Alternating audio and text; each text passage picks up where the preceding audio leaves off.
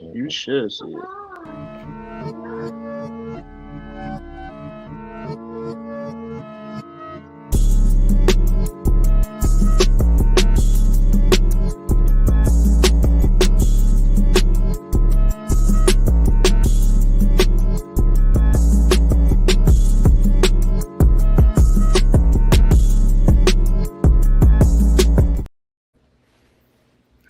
What up? What up? We got another Why you cut episode the of the music off, Chondro man? Bar Room. Bro, I Cut it didn't cut early. the music. Intro went off, brother. I was feeling cut it, early? man. I You know what didn't I'm cut it. The saying? intro went off. I gotta I get was feeling it, man. I gotta get YouTube.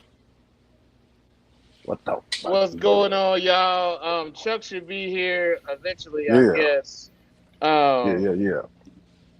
yeah. We got our guest today, Chris. I know that things could have been done better today. I've been super busy. No, dude, And it's then all my good. battery died. My battery died at the end of the day, so I had to go get a new battery and put it in the parking lot with two badass kids in my goddamn truck. But what's up, y'all? Hey, we got Chris here, man. What's up, I'm gonna tell everybody? y'all something about Chris, man. Everybody, we got another guest that I'm gonna talk about the Facebook groups. Yo, this man Chris is the most supportive person in the Facebook group. Like the only person that's constantly saying nice shit to people is Chris. It's only Chris. He's always supportive, man. So clap it up for Chris for being the most supportive person in the Facebook Shout out to groups. the last white hope of Facebook. You know what I'm saying? That He shit's making it slipping happen. away though, man. I'm losing my patience more and more every day, so I'm getting quicker to tell people. So you getting more serial killer. It's the hair, man. Once I started growing it back out, man, it's Serial killer. taking man. over. It's taking over. All you need is an all white mask. Hey man, we had a conversation. We had a conversation before the show started. Man, we wish we had it on film, but we don't. It's not going to be. But but we glad y'all here, man. What's up, shout out to everybody? everybody that's here. Salad. Chuck is finally Diddy, here. I'm gonna be able to get in Pandemic, the what's chat room with y'all in a second. Chuck, yeah, what's up, Chuck? Give me that, kid. What's up, Chuck? Where'd you come from with this? What's going on? Alum. What's up, man? Shout out Alum up in here, tradesman. Everybody, Mark Curry. Man, take this to your mama, man.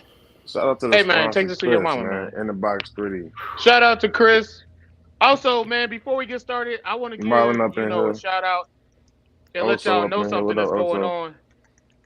Hey, if y'all know Ryan Burke from Clockwork Reptiles, he's got a massive sale going on right now. He's got some balls. He's got a pied. He's got a something else in the pod, a GHI, pastel, a norm. And he's got some Shout out to chondros Ryan. too. He's got a Jaya, Shout out Ryan. $13.50 a pair. For the female, it's $8.50. A sarong is $6.75. A Naru and a Jaya are $6.75. And then there's even a juvenile Jaya for $8.25. And if you go to his page on Facebook, Clockwork Reptiles, you can see all these animals. And Ryan is the only importer I trust. And you can talk to Ryan about things, and it's not gonna, you can work with Ryan with things. So I would highly suggest you guys, if you guys are looking to get some imports right now, go Ain't no other holler way at to do Ryan it, man. right now. I'm not even gonna talk about the snakes I got on sale right now, because I have got an insane collection built basically off of imports from Ryan. And So I what's love up? that What guy. you got for y'all should sale? fuck You with know him what I'm too. saying? Go ahead, Mr. Promo to himself. What you got for sale? Over there. I got some sarong babies for sale. I started getting some out here quite recently. If you guys are looking for some sarong babies, let me know. Anybody that's done business with me before, I work with people. And I'm not trying to hit nobody over here, so just holler at me. That's all I got. I'm gonna let the real promo tour man himself. All he needs is a Chucky job hat, Finster. maybe some Stacey Adams, and he good. Some gators. Hey, yo, did you watch the movie though?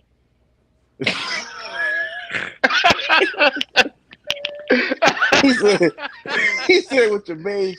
He nigga beige. Anyway, that's something else. But This ain't your Michelle. I'm gonna treat you like what you is. You's a hoe. But But anyway, we're gonna let Chuck get his shit You off. wild. What's going on, Chuck? What up, Chuck? Not much. What's happening, gentlemen? What up, man? I guess I don't really got anything for the promo tour. Just taking care of the collection, and still got those snakes paired up, blue and that nice male maniquari, and just waiting for something to happen. This is just about her time, so I think we're a few weeks behind her cycle, which was from last year. So hope for a refusal the next feeding in a couple weeks, and just hopefully she gives me an ovulation and we get some viable eggs. But otherwise, I hope she just stays healthy and stays alive if that doesn't happen. So everything seems to be going pretty good. Have you lost anything else? Has anything else bad happened, or is it good now? Nah, I got everything. That one animal that we did the culture on the mouth, we ended up finding out a little bit too late because I lost that animal. But we found out that amikacin, out of 12 antibiotics, amikacin is the only thing that killed that bacteria. There was two different types of bacteria in its mouth, completely resistant to Baytril, ceftamidine, which is Fortaz, everything other than amikacin. So I had some amikacin rush ships, paid a little bit of money for it, but it didn't come in time, unfortunately. The animal kind of succumbed to its injuries, to its infection. So I did all I could for it. Spent a lot of money to try to keep it alive, but that's what happens when you breed green trees. Yeah, that's part of it. Yeah. So it's a shame. It sucks. It was a pretty animal, but the female Biaki was in there is kind of acting a little funny. So I don't think that he got the job done, but we'll see. I'm going to probably say it's about a 10% chance, and I think it's a little bit of a placebo effect and wishful thinking with the way she's acting. I think she's cruising at night and hugging the cool side still, and looked like she had a swell in her, but I think she just has to go to the bathroom. Okay. So worst case scenario, worst and best case scenario, she's just she's healthy, and I save her for later on in the year once this male that's in with Deep Blue, gets out of her enclosure if she ovulates, and I'll work on getting a male in with her later on in the year or early next year. But I'm just keep on putting meals on her because she's a smaller animal. Oh, you just show back up just out of nowhere, just like fucking Bill Cosby and Ghost Dad. Anyway, we're gonna let Keno go, and then we'll get the show started with Chris. Well, I know everybody want to know about the babies. The babies doing fine. How's your stress They're like level? on their with that? 7th meals. Oh man, you know what? I ain't gonna lie. The stress it's getting easier as the days go by, but it's still up there because you just never know. Every day I still got one day. Yeah, some days you're like, oh, I got this shit. Other days you're exactly. like, oh, what am I doing? Yeah. It's been a couple of them days where you're like, what the fuck is this? Throw my hat up over there, and then I still got one that I'm still giving. It still ain't shared yet. Most of them they had their second share. One about to share it for the second time, but this one still ain't had his first share. But how's it acting? But it's starting to strike though. Was it weird? Did it act weird right from the get go compared to the others? No, no. It was just as regular. It pursed up as the others. It shits and peas like the others. It's gaining size like the others. Now that I'm giving the little pinky mice, the last one not pinky mice. I'm sorry, mouse legs. And then like the last one I gave it kind of bit me while I was feeding it. But and it's kind of striking a little bit. So, but I don't know. It's like it's always gray. Yeah, I don't know. Keep it like the others. It won't shed. It just I don't know. Is that the one with the kink? Nah, I think the one with the kink, it actually outgrew kink, so I think that was probably just me tripping. Remember? Acting, you know what I'm saying? Remember? It doesn't. None of them have kinks no more. Remember, I told you that though. I had one like that where I was worried because it came right out of the egg and it had this huge bone mass. and then it disappeared like a week later. It's just odd. Hmm. Like I thought it was a hard bone mass, but it wasn't. It just not. Baby snakes are fucking weird, man. Yeah, I wasn't It never. just- Yeah, I wasn't never worried about that. It was. I was more worried about this one. It seemed like it's doing like the others. It just don't shed. I don't know what the fuck is. It's been too much. Fuck, what'd you say, Travis? It has what? I didn't say anything. I thought you said it had AIDS. But the good I thing didn't say about things these like babies that. is Got the Memphis flu. I haven't. That's wild. That's wild. That's wild. But one thing about these babies though, I wasn't feeding them baby pinkies. Like the pinkies they've taken since day one, they've been like full pinkies. I think they've been like probably 10 to 14 day old pinkies instead of day old pinkies. Mhm. Been full That's size cool. pinkies, so it's nice to see some size on them. One is taking fuzzies now. Nice. Hell yeah, there you go. Bump that shit Yeah. up. That's Once they all get I got, past man. that point, that's when they start taking off, and then you can really, well, not always every time, of course, but you can have a bit of a sigh of relief. You know, the hardest part's done. You know what I mean? Yeah, I got one side relief. One is like I can be like, all right, but it's like the other ones I'll still be still day to day. So take it day by day, man, one day at a time. That's all. Yeah. Hey, Keno, did any of your eggs? I'm enjoying it though. I'll tell you this though. I'm enjoying the experience though. I tell you that it's nice to see they grow from like one to another. How some like this and some don't, and some from day one they were striking, some wasn't, but now they are. It's kind of cool to see the different personalities, Mm-hmm. see how they get turned on, and how some are like one slowly by slowly. You start to see how different each animal digests. You know, little small stuff you pick up on. Yeah. It's hard to you got to have that experience to notice that with all the individual ones. You know what I mean? Once you've gone through that, you kind of pick up on it right away and see like, all right, that one is not going to respond to you coming at it aggressively. You got to try something else, and yeah, you got to kind of learn each individual baby's one. Does anybody know what's up with the late shedding stuff? I've wondered about that because I've had it with, I think, at least 3 chondro clutches. I had that where I had a baby that didn't shed, and I think in 2 of those cases, It's always one. Yeah, it was just one. And the 2 of those didn't make it, and they were kind of awkward from the right out of the egg. They just didn't look right. They didn't perch right. Something was up with them. You know what I mean? Something internally. But then my first litter of emeralds was also really late for their first shed. I think it was like almost 2 months, something like that. And then they all shed, and it was fine. But I just don't know if anybody really has a clue exactly why that happens. Any particular? Yeah, I had a weird thing. one. I had one weird one that came out the egg and had perched weird and died.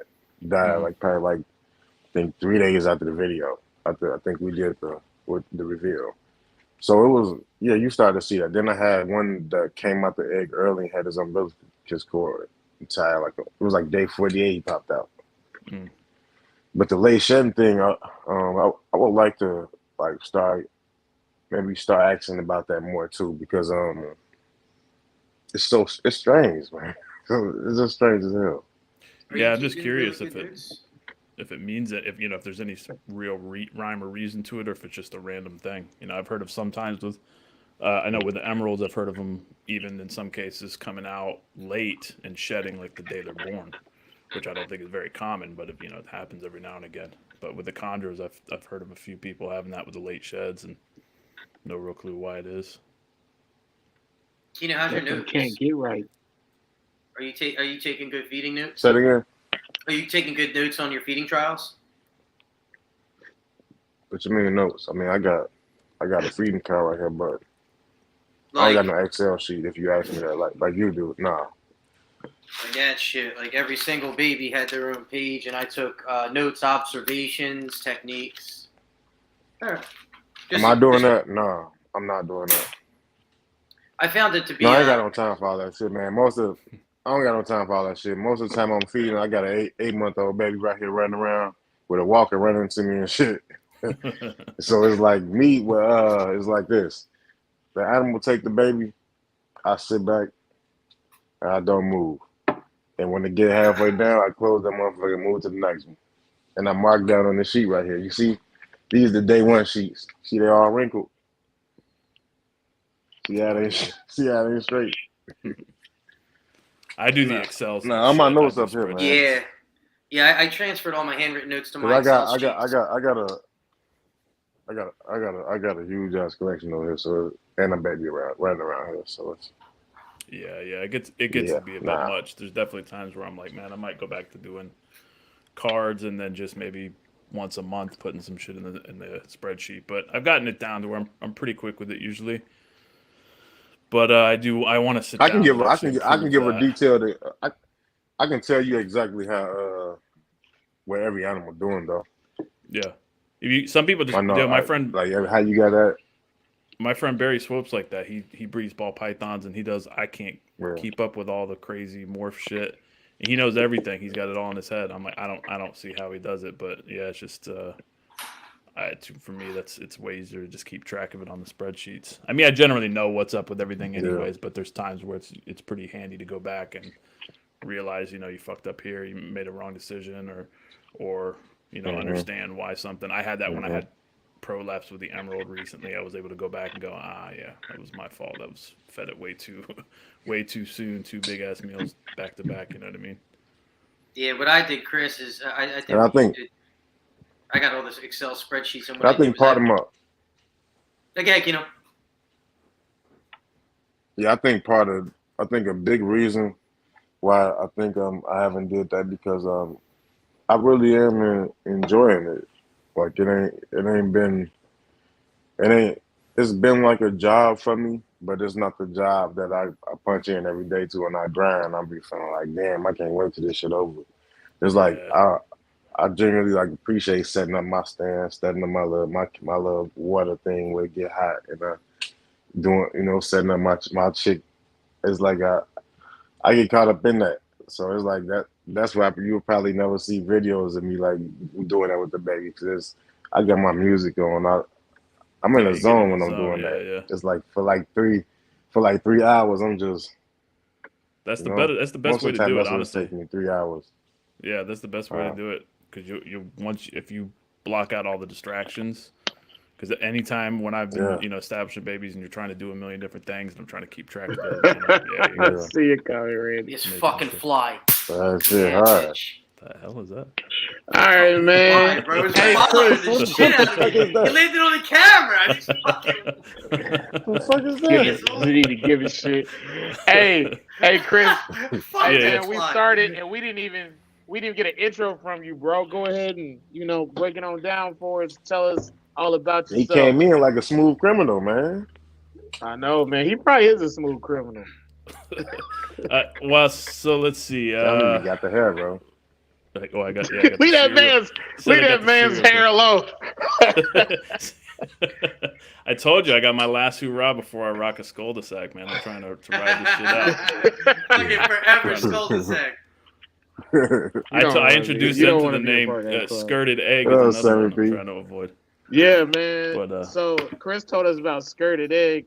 I can see some skirted eggs around here, man. So said it before, man. I'm gonna say it again. Hey, y'all. Y'all can't be making fun of the people with cul-de-sacs if you got young Hulk Hogan's.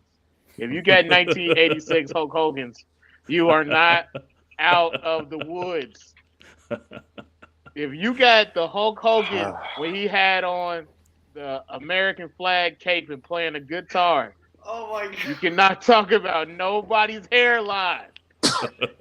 Chris, can you just give us it one time? So look, what I'm finna do now. Yeah, brother. What I'm finna do now. Yeah, brother. I don't think I got it in me, man. What I'm finna do now is I'm finna go through the comments and see, because it's like the third time you just said that about you done mentioned Hulk Hogan's. I'm finna see who got some possible Hulk Hogan's in here. Let's see who's possible. All right, Chris. Hey, I didn't mean to interrupt you, but that's all right. That's all right. But go ahead and break it down, Chris. All right, we're going. All right, so do you want me to elaborate, or because I mean I got a fairly long history of keeping shit in reptiles. But yeah, I'll go ahead, give it all to us, man. We got 2 hours. Man, hey, Chris, put your feet up. Yeah, all right. So let's see.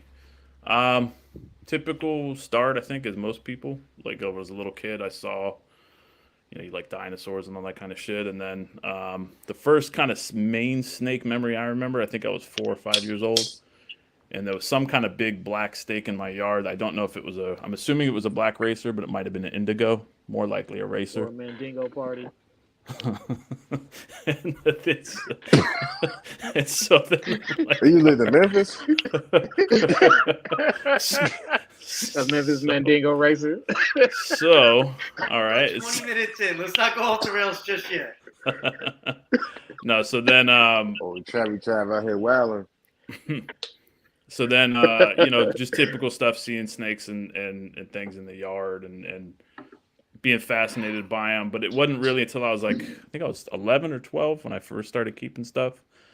And I met some friends of mine, which have been lifelong friends, and they had few different snakes. So a corn snake, one of my friends had a corn snake. The other one had a really nice Colombian boa, and so that kind of sparked my interest in it further. And then at So some this was point, just like you. That was just like you going over to your homie's house one day, and they was like, "Man, look what I got." well, it's kind of a funny story. One of the big memories that sticks out for me with that was my friend Mike he had a boa. It was probably about 2.5, 3 foot. And I was walking with my friend Brad, and we were just walking down the street, and Mike had his boa outside, and he was showing it to us. And my buddy Brad, I don't know if he intentionally bullshitted me, but he said it was a viper or something. And so I was kind of under the impression it was venomous. And Mike was showing it to us, and then it ended up biting him. And I'm thinking, holy shit, dude, you guys just got bit by a venomous snake. Like, this is crazy. And he took it back in the house, and then it was just kind of over. I'm like, this is nuts. But then I met him, we became friends later, and then obviously, got to know him from there. And his brother had a ball python, I think, at that point too. So, yeah, just got really, really fascinated by him, started keeping them. And then it just exploded from there, really just got obsessed. You know what I mean? Like everybody else, you just start keeping. At that point, this is early 90s, so it was like you basically just had all these random shit in the pet store, a lot of import stuff, import ball pythons. That was one of my first snakes, was the import adult ball python. Didn't eat for a full year. It took a full year before she started eating. Damn. And then looking back on that, what you think it was? What do you think it was? Do you think it was just her being wild? Well, no, I think with those, ball pythons, as I understand it, I kept them. I don't keep any ball pythons now. I haven't kept them in decades, so I don't know exactly their natural history, but my understanding of it is that they do in nature go through a period of fasting, feast and famine in the wild, and so it's common for them, I think, especially the females, to go off feed for a while. But then she was a typical 90s import, so came in not that great a condition to begin with.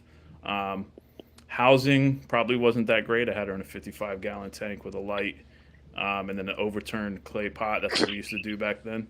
So you do like an overturned clay pot with a hole in the clay top. pots. Mm-hmm. I remember that. Yeah, that was cool watching her hunt with that, though. When she did start feeding, I don't do live feeding now, and I'm not really into it, but at that time as a teenager, it was fascinating to watch, to throw a gerbil, because that's what ended up getting her to feed with, I think it was like gerbils and hamsters. She didn't want anything to do with anything else. But it was cool to see her come out of the top of that, you know what I mean, and actually hunt and grab and then pull it back in. So it was pretty fascinating. But, I made all the typical stupid mistakes back then. I had a horrendous heat rock that she was on that she ended up burning all her belly scales on, the common, although they still sell that crap today, which is amazing. But they still sell heat rocks, yeah, they do. They do. I mean, it's just like, hey, what exactly is the heat rocks for? What animal is that designed for, by the way? I don't know. I still whatever see one you want to reptile fry. Shows, man. Green tree pythons. Green tree pythons, perfect. Yeah. Every time I go to a reptile show, like I'm always looking for something specific, and I always find heated rocks. I'm like, what the fuck buys this? Is it? Hopefully they're better red than the ones? old Is it the ones. red I ones don't with know. the same fucking mold they've had for the last 75 years? Probably. Should have. Yep. Who knows when those first? That's what I had, was the red one. And it just Yeah. it was a red rock that turned her belly red, burned her. I felt bad. It burned her up. I mean, because she didn't know what she was doing. She just sit on there, cooked her belly scales. It took like 4 sheds for that to heal up. Thankfully, it did. But I mean, it was bad. It's amazing they still sell that stuff because to me it's just crazy. But Who said that? Where did we just Yeah. recently hear that? Was saying that an animal, they had a green tree that would do that. That would just hug the heat no matter what, and they would just burn themselves just to get so close to the heat. Was that our show or was that someone else's? Someone was. I don't know. Yeah, I don't know, but I mean, Somebody you was talking to. I could see it happen. You know what I mean? It's Yeah, if they don't Marlon, know I what do. they're doing, then yeah, that's definitely possible. But so yeah, I was keeping stuff then. Just all my friends, we were starting to breed like some corn snakes and common stuff, snow corn snakes. I had albinos and okatees and those kind of things, and nothing too crazy. Couple of boas and things like that, and then it was like I think it was it was a 1994 National Reptile Breeders Expo when it was still in Orlando. I went to that, and that's when I first saw green trees in person with Eugene's booth from Ophiological Services, and that shit was insane. I mean, that was like we had been to pet stores and stuff, and you see a little bit of variety there, but nothing like the expo was. Man, it was wild to see all that stuff, and it was way more diverse at that point, than they are now. The shows now, not to knock everything, but I mean, I'm sure you've probably heard people say that from back in the day that the old shows were kind of a different caliber in terms of just how much variety there was. And Yeah, but the older shows back in the day, like they weren't there weren't as many from when I was a kid. nowhere near Like as many. Yeah. like if you lived in like Kansas, like when I lived in Kansas, like the closest reptile show was in like St. Louis somewhere, some shit like that. It was in Missouri, but like I don't know who the fuck lives in Kansas. I mean, they have sports teams, so people fucking live there. But the thing is, like in a lot of states, like they just didn't have them. Like in every city, they have a reptile show or Mhm. multiple reptile shows. It wasn't like that in the '90s. Crazy how it's grown because yeah, it used to be like a once a year thing, and it was. I mean, we were lucky to have that one of all of them because at that point that was the only huge one. You know what I mean? It was on a whole Yeah. different level. We did go to we used to go to the Central Florida Herp Society meetings, and those were really dope because it was kind of like a little mini show every month. And there was some we had some pretty legendary people that would come through there every now and again. We had Bill Love come and do like a presentation on Madagascar. We had Oh, for real? yeah, we had some cool people come through and come through there, and like Wayne Hill was the president, who at that time he was the president of it, and he is who runs the National Breeders Expo. And Dennis Sargent was a guy that was going back then when he was still keeping a bunch of boas. I don't know why he ended up getting out of stuff, but he had a massive locality boa collection that was probably, I mean, I don't know who, and at that point had anything comparable other than like people like Vin Russo, Rio Bravo, and shit like that. Yeah. But so we had some cool exposure to some people that put us on I don't know, put us on a good path at that point. So it was like me and a group of my friends all were keeping and just got more and more obsessed with it, and we were dreaming of being breeders and all that stuff. And going to Eugene's facility, of course, just exploded that. He was nice enough to. I probably annoyed the hell out of him at that first expo, just hanging around. Probably just this stupid little kid talking his head off, but he was really, really cool. Always super supportive and stuff. And so he invited us out to see the facility, and we went out there, and it was amazing. You know what I mean? That was like going from only seeing green tree pythons in books and magazines and like the Reptiles magazine to table full of them. So, and he had all So sorts describe of stuff. that experience, being able to see the Ophiological Services facility. Actually, Totally overwhelming, but real inspiring because it was like when he invited us up there, I figured like, all right, this is probably like a small operation, but obviously way more snakes I'd ever seen. But it was huge, huge building. I think it was, I want to say it was 2 buildings. I can't remember exactly.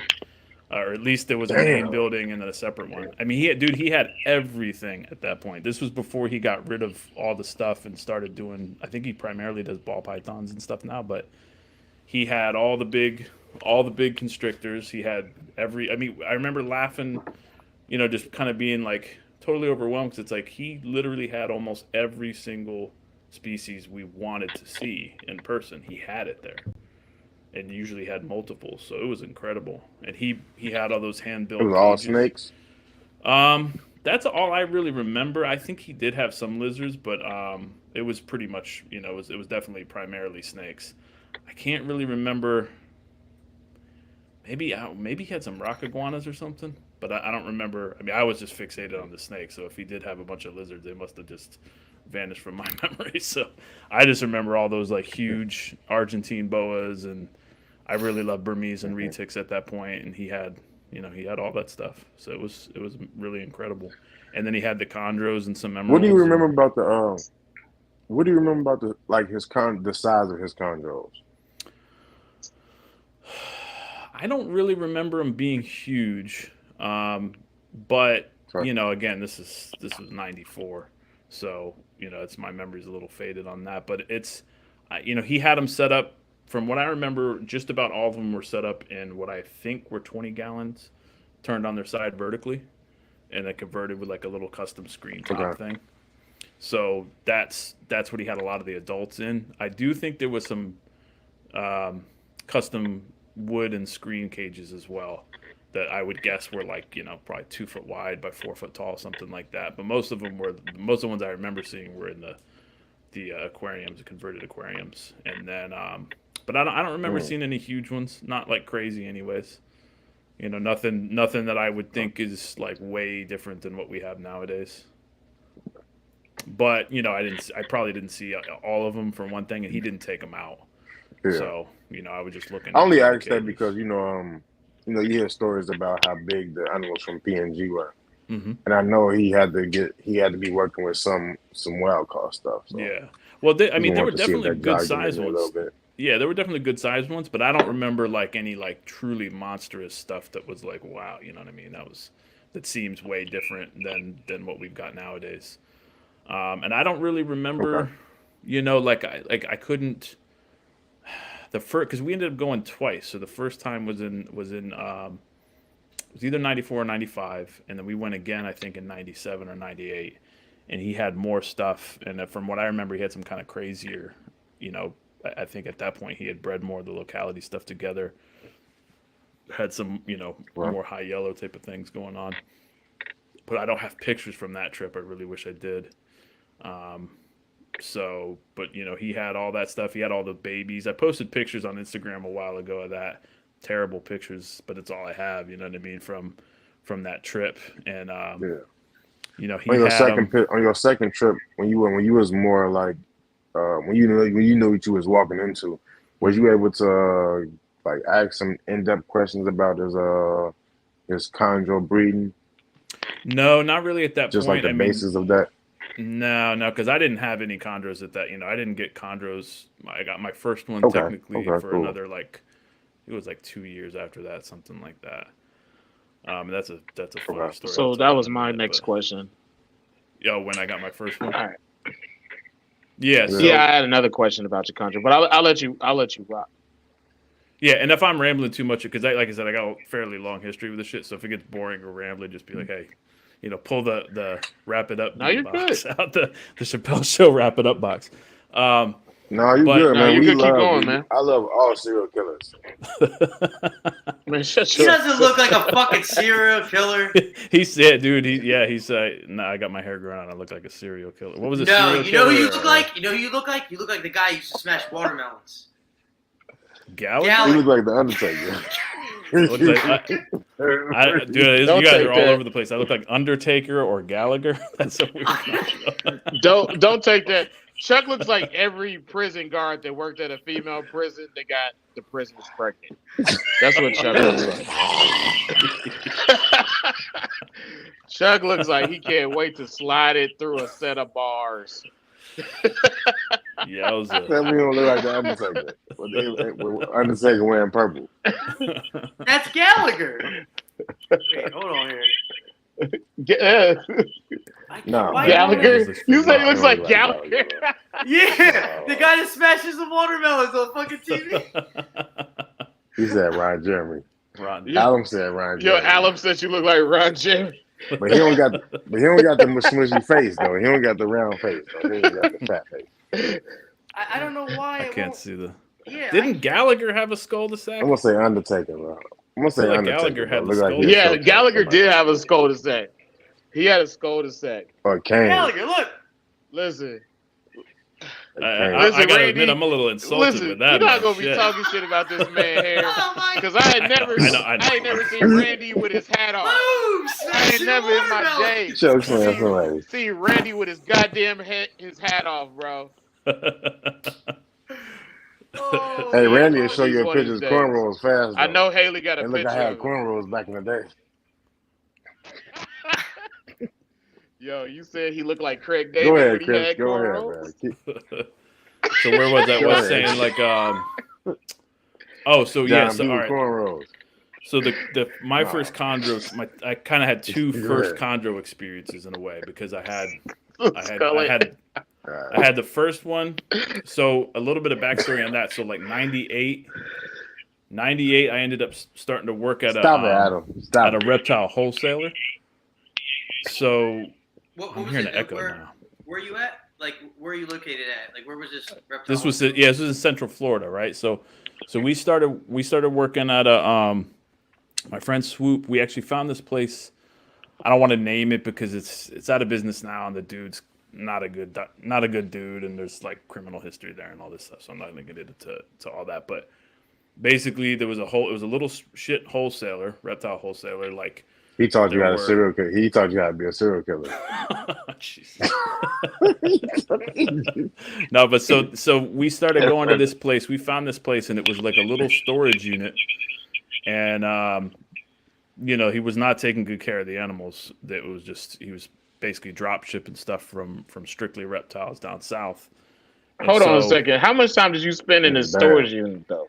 Because that's some real serial killer activity right there. That's where the Just business. hanging That's out where in he storage started. unit. That's where it was. I think it was technically a warehouse, but I'm saying for The reference, it pieces was like to a the little puzzle like, are getting put together. it was like a little hole in the wall place. And so my friend Swope found that place. We started going there, and it was interesting because it was like, all right, this this is a little wholesaler. Basically, this is where pet stores are getting their animals from. Y'all was walking down the street like, that's an interesting storage unit over there. No. I actually have no idea how my friend found the place. He somehow found it and found out about it, and we started It's going like- there.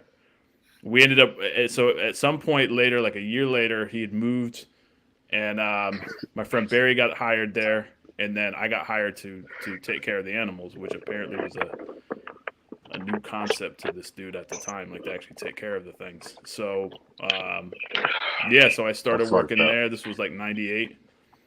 And the business grew over the course of probably like 2-3 years. It started growing. Originally, it was just basically typical jobber stuff. You still see that today. People just kind of act like they're big importers and stuff, and they're actually just buying stuff from Strictly Reptiles and flipping it or whatever, right? So at that point, we were getting stuff from Strictly Reptiles and from LA Reptiles, which is now out of business, but they were another big one back in that day. And then started then it grew, and he started getting direct shipments from Indo and other countries, and so got to see a lot of really cool stuff come through. Really, it was an amazing experience. It was a lot of downsides too. I saw a lot of the dark side of the industry, the kind of shitty shit, basically the worst of the worst. But overall, at the time, I was trying to help do a good thing, take care of the animals, improve the conditions for them, and I did. How did you Did how that did to you the best of my expand on ability. that though? Expand on that though. Talk about like the fresh imported shit that you saw.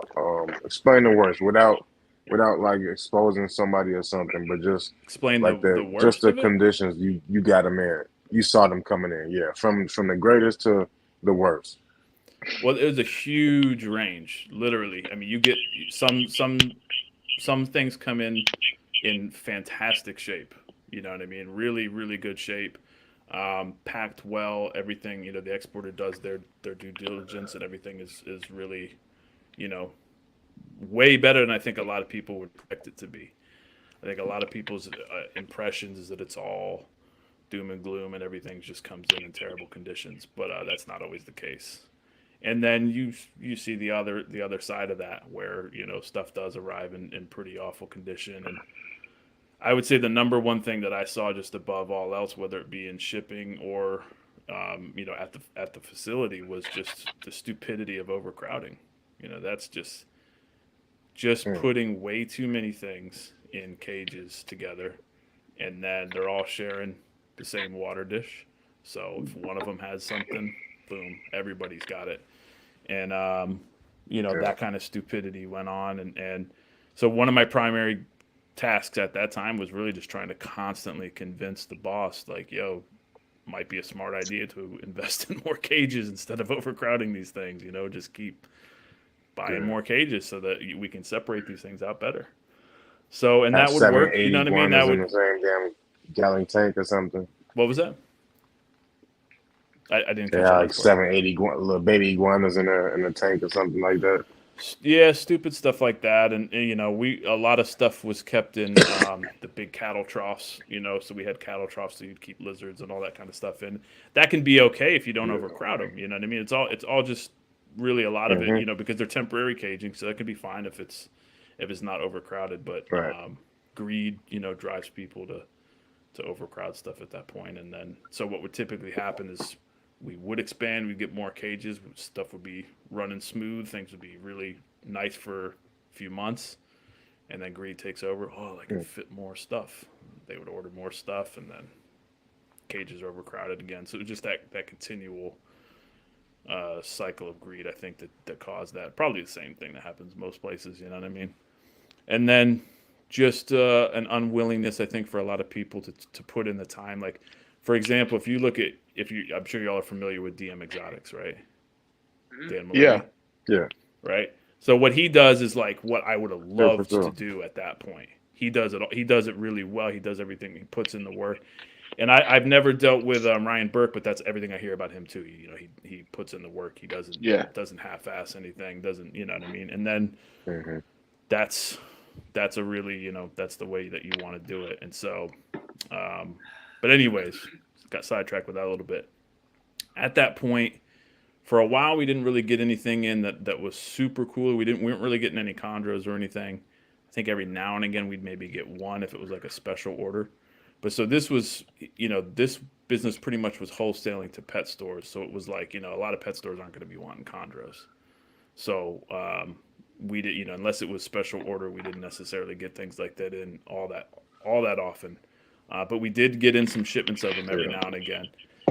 And the first chondro that I got, probably going to sound like a bullshit story, but it's not. It was a crazy, crazy bright yellow one that was like stood out in that shipment that we got. So we got in the shipment. All I really remember locality wise, if I don't remember seeing any labels as far as the locality. These It was were all probably just adults. going. No, it was usually a mix of sub-adults and adults. So I don't really remember getting Oh. in neonates, like tiny ones anyways. We'd maybe get some 6-month-old to a yearling every now and again, but primarily it was sub-adults and adults that we would get in. And I remember primarily seeing sarongs and arus at that point. And probably some occasional Biox as well. I don't remember seeing anything like, definitely don't remember seeing any Marukis, anything like that. That was because that's what I always loved, that look, that just super nice vertebral Hmm. stripe. But I love the ruse too, and so we did get those, and those were always dope. But then we got this one in a shipment that was probably about a 3-footer, and it just looked like, still had like the bright look of a baby, not a single green scale on it. And I was like, oh shit, It was that's probably something. a canary Kofi owl or something.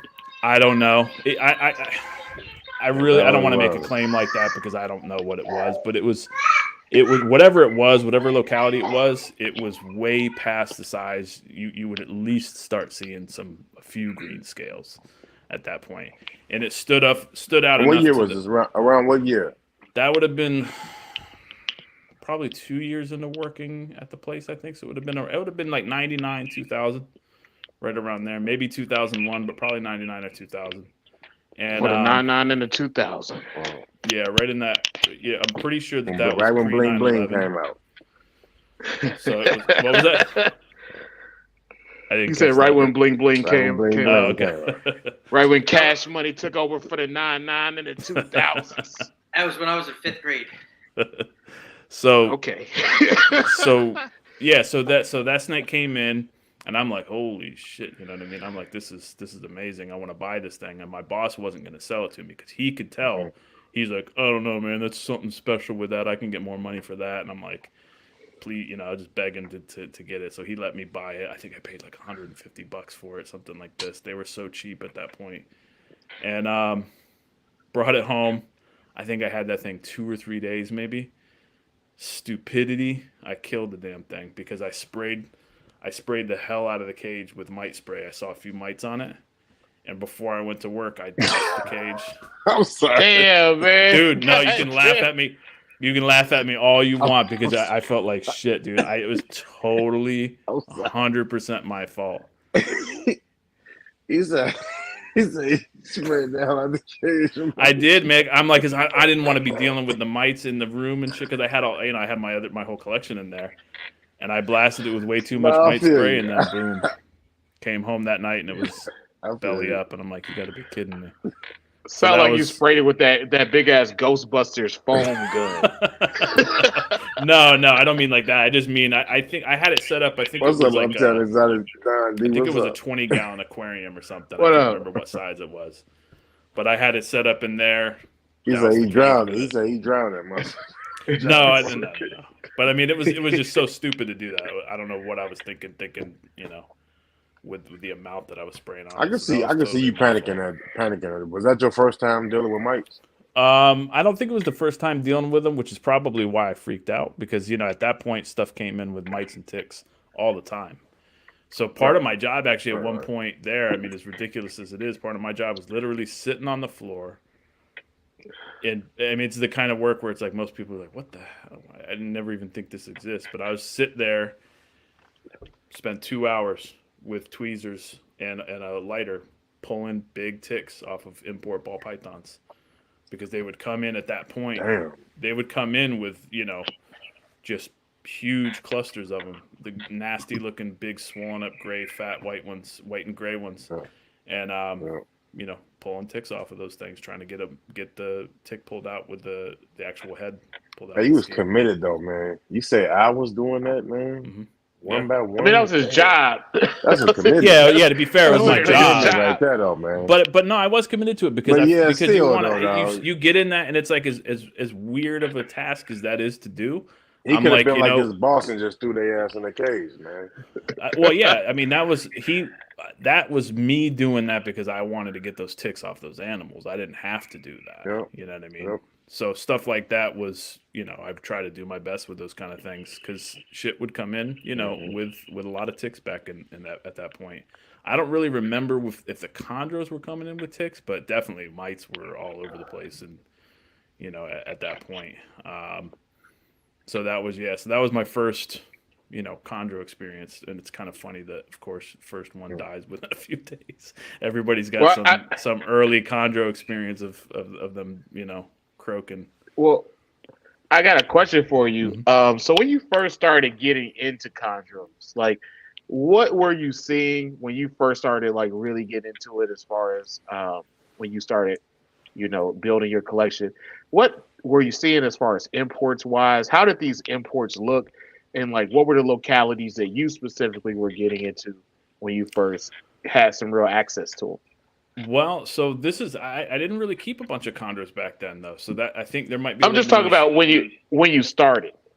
Oh, so at that point, so like I said, what we were getting in, I mainly remember seeing sarong looking animals and aru looking animals, and then some occasional beox. I don't really remember seeing anything that, you know, was that out of the ordinary. But again, we weren't really getting in a ton of chondros at that point. It wasn't really like the market for who he was selling to. He was selling primarily to pet stores, and they weren't going to be buying many of those. Yeah. So that's what I remember seeing and dealing with. I was talking about when you started building your own collection of chondros, when you first started doing it. Oh, okay. So yeah, so more recent. So shit. So there's a big gap here. So let's see. So I Because worked at he's that been rolling to wholesaler.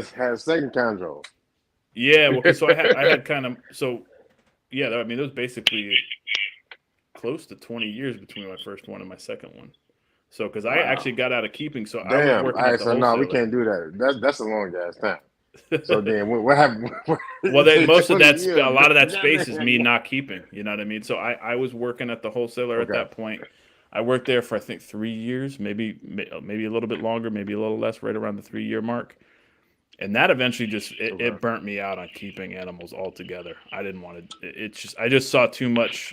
You know, you see the worst of the worst as far as the conditions that animals could be in, and you just see a lot of negativity, a lot Mhm. of bad stuff. It eventually just burnt me out to where I just didn't want to keep anything anymore. And so I got out of keeping for a while, and it was kind of like it was a I wasn't. It's not like I was against other people keeping it. Just for me, I couldn't do it Yeah. anymore because I'm like, man, I just see too much bad shit. You just So if you that step that's away for all you're two. seeing is So the, you the step away negative from it. side of something, it burns you out. You know what I mean? Yeah. Welcome to the last Okay. 6 months of my life. So you stepped away for 20 years, and then So chill. yeah, so What? I He basically said, I I kind of slowly stepped away. It's wait, not like hold I on, hold dropped on, hold on, everything. hold on, Chris. Chris, hold on. What did you say, Chuck? I I said, missed what he welcome to the last 6 months of my fucking life. Oh yeah, you're dealing with you're dealing with the Oh, dude, they've Oh, kicked me in my nuts. They don't have legs, but they've kicked me in the nuts. yeah, man. So all right, so so you like fast forward. So we fast forward 20 years, right? So then mhm. when you came back in the condos and you jumped back in, like Trav said, like what was you seeing and what did you go through to make you say, I'm going to build it like this on the Well, chondro side? Because so we're going I to get the into way I got back, emeralds yeah, too. the way I got back into it was actually the same group of friends that I grew up with. We were always kept snakes and stuff. My pair of friends that are brothers. They're brothers and like brothers to me. And the younger brother died, and he had a green tree python. So he actually had a green tree Hell, python that he bought, he got from Jason Kittinger from Kittinger Reptiles, if you're familiar with him. So Jason had produced some clutches back then, and he had this I think he was about 2 years old at the time when my friend passed, and right. his brother offered the snake to me, and I hadn't kept anything in like 15 years, probably something like that at that point. And I was actually a little reluctant at first, just on the sense that I didn't really know if I wanted to keep anything. But that lasted like 10 seconds because I'm like, of course I'm gonna take care of this snake. You know what I mean? It's my boy's snake, so I'm gonna Mm-hmm. take care of him. But then also it's green tree python. I always loved them, so I took that snake on, but with the intent of I'm just gonna keep just the one. I have no idea, no desire to get into them again. I don't want to have a bunch of them, all this stuff. I'll just be content keeping the one snake. You told yourself that lie, huh? That was I bullshitted myself so hard with that one because I had that snake Yeah. less than a day before the wheels are already turning. I'm like, wow, if I had a female, breed them, and that would be cool. So maybe just two of them. You know what I mean? That wouldn't be that bad. And then it just went from there. Really, like I went from being completely out of keeping. I always loved the animals. My friend Barry Swope, he's kind of I guess they call it a sleeper ball python breeder. So he's produced a lot of pretty cool shit and been doing that for a while. And Jason Kittinger's been breeding a lot of stuff for a long time. So I still saw it. And my friend kept it, had a really, really sweet true red tail boa collection. So I was always still seeing snakes. I just wasn't keeping anything. And then I just went, it like reignited that passion for him completely. Mm. So it went from 0 to 100 very quick, and then I started looking for more. So I wasn't really seeking out anything in particular at first, other than I would have loved to get into some Marukis. That's Marukis are the classic kind of look of the Maruki, and the Aussie chondros has always been for me, like I just love that look.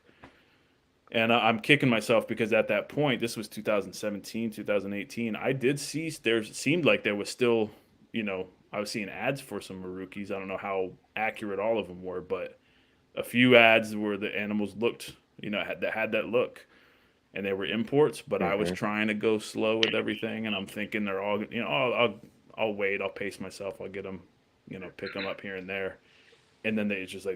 disappeared. Nobody has them. So that I was got just, one. yeah. That's cool that you got one. Yeah, but you know how who else has them? Hardly anybody. You know what I mean? Here and there, a few Like people, but I personally know of one. yeah, that's what I'm saying. There's not very Yeah. many people that have them now, and it sucks because And I know that of was like one of the ones one I person wanted to get outside of into them the two. most. What was it? I didn't hear that. What I you only said, know Thomas? like one person outside of Travis and Travis and what's his name? Yeah, there's hardly anybody with them, and I mean, Matt I don't Morris. remember. Like I said, the ones that Yeah. I saw, I'm sure a couple of them were BS. They probably weren't real rookies, but there were a few that definitely had that look. And I mean, that's ultimately what concerned. That's the look is the most important thing to me, more than the label. Mm-hmm. But so I was looking for that. I fell in love with Beox pretty quick, um, and a ruse as well. So those, all fairly common stuff, really. I didn't really know too much. I mean, I always liked the look of the sarong style animals, um, but I wasn't really Nice seeking that commercial. out yet. You know what I mean? I was just kind of like, let's see what comes up and see what's available. And I wasn't really necessarily. Yeah.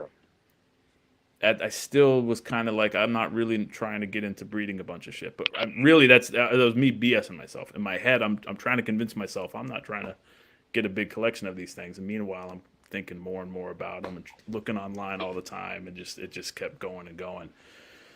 So that's pretty much how that went. And then Now your ass got an ovulation every week now. no, no, no, no, no. Oh, no, no. I got a pretty small collection. Honestly, man, I got a pretty small collection Every of time shit. I go to your damn story, it's an ovulation, man. No, A that's you bunch of probably damn the emeralds emeralds ovulating, recently. The emeralds emeralds recently have spraying out been. shit. There's always some ovulating on your page, man. No, I actually got a pretty small collection. I think I got what, like 6 adult chondros, and then I got all we got What? a decent amount of holdbacks, but I really don't have very many. And then I think I got about a dozen adult emeralds. Not even that, actually. I don't think. Huh. But I got a lot of holdback shit because I've been lucky in producing stuff the last couple of years. So I've just been kind of stacking that stuff Yeah. up, and I just don't want to let anything go. Basically, I just I gotta So let's start get letting into some that. stuff go. How'd you approach producing your first clutch?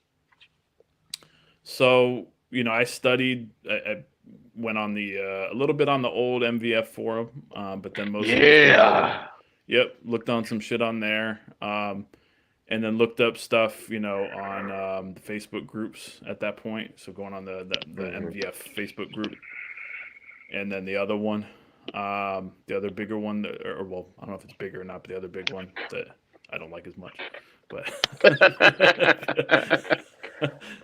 but We won't so mention that name.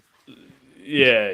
So I started going on there and just studying and looking because I kind of I tried to come back into keeping with a mindset of like, all right, let me kind of forget about the past in terms of keeping, because I'm sure everything's updated now and everything's different, and so it's like I Yeah. don't want to get out of just do old habits, keep them the old way. I want to see what people are doing now. So I was trying to learn a I had to lot, do and that too. one of the big ones, one of the biggest ones, and still is honestly still a challenge to this day, is just the difference in feeding, because everything back in the day was like every snake eats once a week. Just doesn't matter what it is. Every snake eats once a week, or Yep. if it's some colubrids, it's every Yep. 3 or 4 days. So it's just constantly power Yep. feeding everything. So that was obviously a big change. Trying to learning that, and as I've kept arboreals over the last few years, it's been a slow change into feeding less and less and less with the adults, anyways. So just trying to keep them in a condition that's a little closer, as close as I can, anyways, to what the wild ones seem to look like, and not So stuffing them so with how do food all you the time. approach this? Like when you started to downsize your meals, how did you approach this, and like what does it look like right now? And then do you try to keep them all on a similar schedule, or how does that work? I don't feed anything on a schedule at all. So I feed pretty much just at random, based on when they shed, when they shit, stuff like that, and when I'm looking at them and they start kind of showing me that they're hungry. So for the most Okay. part, the temptation with the babies is still like, oh yeah, they gotta eat, they gotta eat, they gotta eat. And with the baby chondros, I do feed them. I try to feed them a lot. I mean, almost like feed them like a colubrid until they're onto something substantial because the pinkies are worthless. And Yeah. so I feed them pretty heavy. But the adults, I'm feeding like, Especially the first 2 years. You mhm. doing the first 2 years? You doing that with the babies?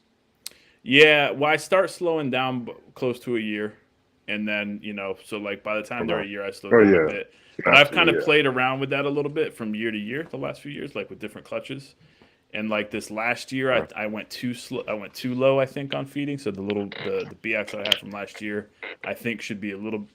I would have liked to see them a little bigger than they are now. So I kind of experimented with feeding them a bit less. And I don't like the results. I think they should be beefed up a bit. So I'm feeding them a little heavier to catch them back up. Um, but that's first year or so I feed them pretty heavy when they're eating pinkies like every 3 4 days, and then once they're up to fuzzies, I start slowing that down every 5 to 7 days, something like that, and then about a once a week, and Okay. then by the time they're on hoppers, I just do about every 10 14 days. But I'll sometimes, a lot of times, I'll just let them go 3 or 4 weeks too, just at random. I try to kind of I somewhat emulate like a wild situation, not like not strict with it, but just kind of every now and then, gonna be like, you know what, you're gonna wait another week because you wouldn't get that in the wild, so you're gonna wait a week before you get another meal. And okay. my thinking on that is just that hopefully that gives their digestive system a bit of a rest. Um, it's not just constantly overworking them, constantly putting them under that stress of having to digest meals, every day of the week. And then with the adults, I feed them So about you are the every chondro three to side. How five many weeks. clutches are you in? Three? You three clutches in? Let me see. I had a Rubiac clutch in 2020. I had a Pure Biac clutch in Right. 21, 22, Mm-hmm. three clutches in. Hmm. Three clutches. Okay. Yeah. Now, Well, have I they mean, all I've been produced. maternal? I've had. I did last year produce. Well, yeah, two clutches were laid, but the one went totally bunk. And she had retained a few eggs. So I think I know what happened there. I don't know 100% sure, but I think it was an incident that caused that with her. At least with the retaining. I don't know about the infertility issue, but so What yeah, incident? What incident you think caused that? Let's the stop right there. what happened with her. So that was with my one Biak Lucy. So I remember that because I remember she, that too. yeah, she retained I think 3 eggs it was, and I didn't notice that. I didn't know she had retained them because I was trying maternal with her, but she abandoned the nest like 3 weeks in, I think, something like that. Because I made some mistakes. The conditions weren't stable, and both females that year ended up Hmm. abandoning. Um, and so when she abandoned the nest is when I palpated and felt she's got retained eggs, and I was stressed out at first, but I was like, what's the sense of getting super stressed out? She's gone this long already. She's acting good. She doesn't act like she's about to die. Let me just try to see what she does. And I know a lot of people were saying, oh, snake's gonna die if you don't get those eggs out of her right away and stuff. And Yeah. I didn't take that. I didn't take that outlook. And I let her ride it out, and she ended up passing them naturally. But I think what I think caused it was the fucking heat, the cable to the heat panel in the enclosure. She pulled it down, even though I had secured it. Fought with her multiple times trying to keep that cable secured. She managed to pull it down just enough to where she basically squoze into this space and was like wrapped, like folded in half on the cable right underneath the panel. And I came in and Hmm. saw that, and that was, I think it was about a week before she laid. I saw that, and I'm like, you got to be kidding me. How do I deal with this? Because Damn. if I try to pull her off of this, probably going to make things worse. You know what I mean? Because she was Yeah. just, tightly perched on that little cable there. So she was basically bent in half, on that thing. And I tried to kind of coax her off of it. Didn't end up working, but I was able to pull the cable a little bit looser so it wasn't as tight that she was perched in there. And then I just had to wait for her to come off of it. And then she ended up eventually getting out of that.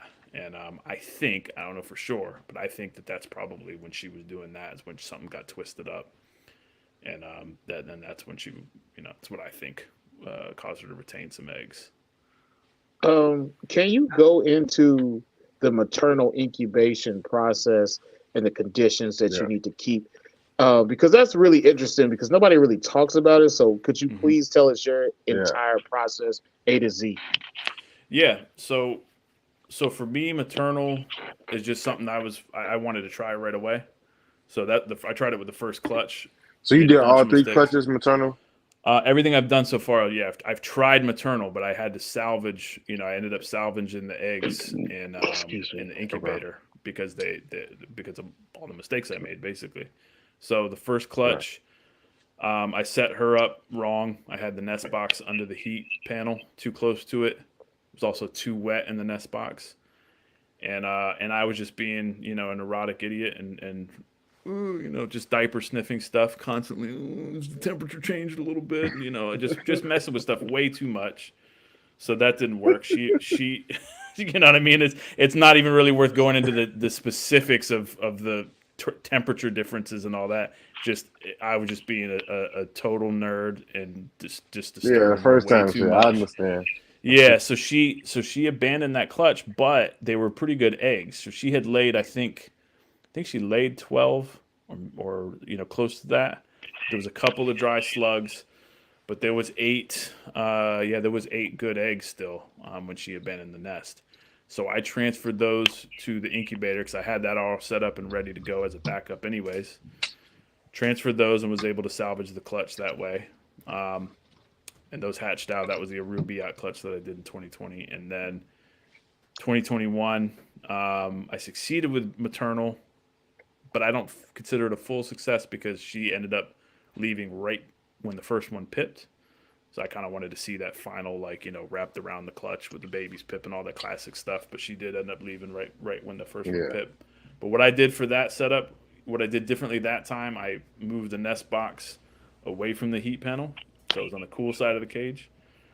I had the just dry orchid moss, so no added, no saturating the moss, none of that kind of stuff that I was doing.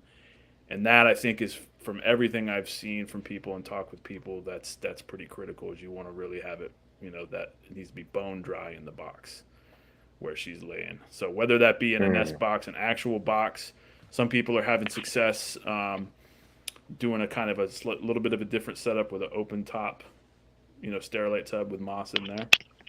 But whatever you're doing, the moss where they're laying needs to be dry. So I did that. Had the ambient temperature was about 81, 82. And basically, what she's using, you found out what she's using her Urace to keep her humidity up in there.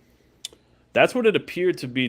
That's what I think happened. I can't say 100% sure that that's what she was doing, but it sure Okay. looked like that because I would see if because what I did was I had the nest box set up on the one side, and I didn't want to be spraying and all this kind of crap trying to keep the humidity up that way. So I tried to control the humidity by fine tuning the ventilation and then using large water sources. So the slow evaporation gets it into that 80-85% range. Um, but it would dip down. Of Mm. course, it's going to fluctuate a little bit. And I noticed occasionally when it would dip down into like 80, maybe 75% range, it looked like she would urinate because then the humidity would spike up in the nest box, spike Mm. back up. So that's what I think was going. And I found urates when she had left the nest box. I found urates in there as well. So and I saw that with another female do that. Interesting. So that's what I think is going. I can't say 100% sure, but that's what I think they're doing in that case. But again, That's to pretty. me, That's pretty cool to see nature at its work like that. yeah, and that's interesting to me, just seeing how they do that process. You know what I mean? And I think that can hope, you know, that firsthand experience will hopefully inform, you know, whatever artificial incubation techniques that I may do in the future as well. Did you So, monitor it with a camera at all? I tried doing that with the second one a little bit, but it was really not a good way to do it because I'd have to have the camera in there in the cage right above her, and again, disturbing her with stuff. I'd like to do that next time and actually set it all up, you know, with a camera, like a bird's eye view of the nest area beforehand, and just be able to monitor everything that way. But I didn't do that this year because, to be honest, this year I didn't really have high hopes at all for chondros at all because nothing was really happening with the first bits of pairing I was doing. Everything went late, and everything ended up going to shit. So it was like, so it was kind of whack. But so that first maternal incubation was successful in that sense that she went all the way. She went longer than expected. She went to day it was either day 52 or 53, and usually most people's experience it's 49 or 50 is when they start pipping. So I don't know what was up with that, but that's what she did, and that experience to me was like, I guess what I'm kind of trying to go for with the maternal thing is my goal is to be able to just, ideally, I feel like if I'm keeping these animals correctly, all I should really have to do for maternal to work well is put a nest box in there and let her do her thing. Because I don't think constantly disturbing and spraying and screwing with her is gonna, facilitate that process very well. So that's pretty much what you should pull out one of the babies from last year. Oh, Emerald baby. So yeah, so that's pretty much what I did for that last year. Now this year, you all saw how that went. she stayed wrapped around him the whole time. I don't know how much longer she would have stayed around him, but she went all the way to day 53, and then I ended up pulling her off, and there was just 4 infertile eggs that she was, bound and determined to have them hatch, I guess. But I feel like this setup that I did this year was just a slight tweak from before. I do feel like overall, I still consider it to be a good learning experience because she never abandoned those eggs.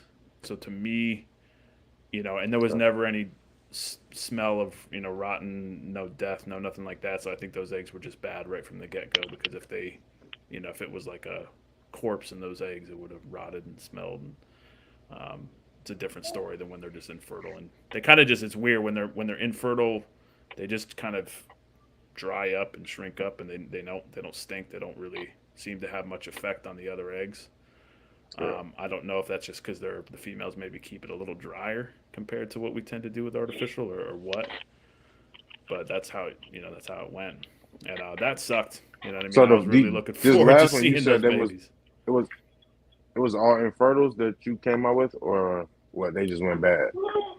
This year there was just 4 infertile eggs that she laid. Hey Chris, I could send me. you a design. I got 2 things. First thing is easy fix to the power cord thing. What I did was I just went to Home Depot and I got a tile sponge, and I just cut it to size and crumpled it up, and I just put it in the little void that you have with the Reptile Basic C panels, and that kind of fixed my problem. That was a quick fix. And then as far as having a camera on her, like for a to keep tabs on her, Michael Majora's from Coloring Outside the Lines, me and him kind of devised a little. He got this guinea pig. It's made by KT, is the brand, KAYTEE. It's like a plastic log, but it's really high. It's got a flat top to it. And we kind of came up with I had given him an idea that I had used, and he made it, cut a hole in the top of it, and then zip tied a Wise camera into it and wired it up.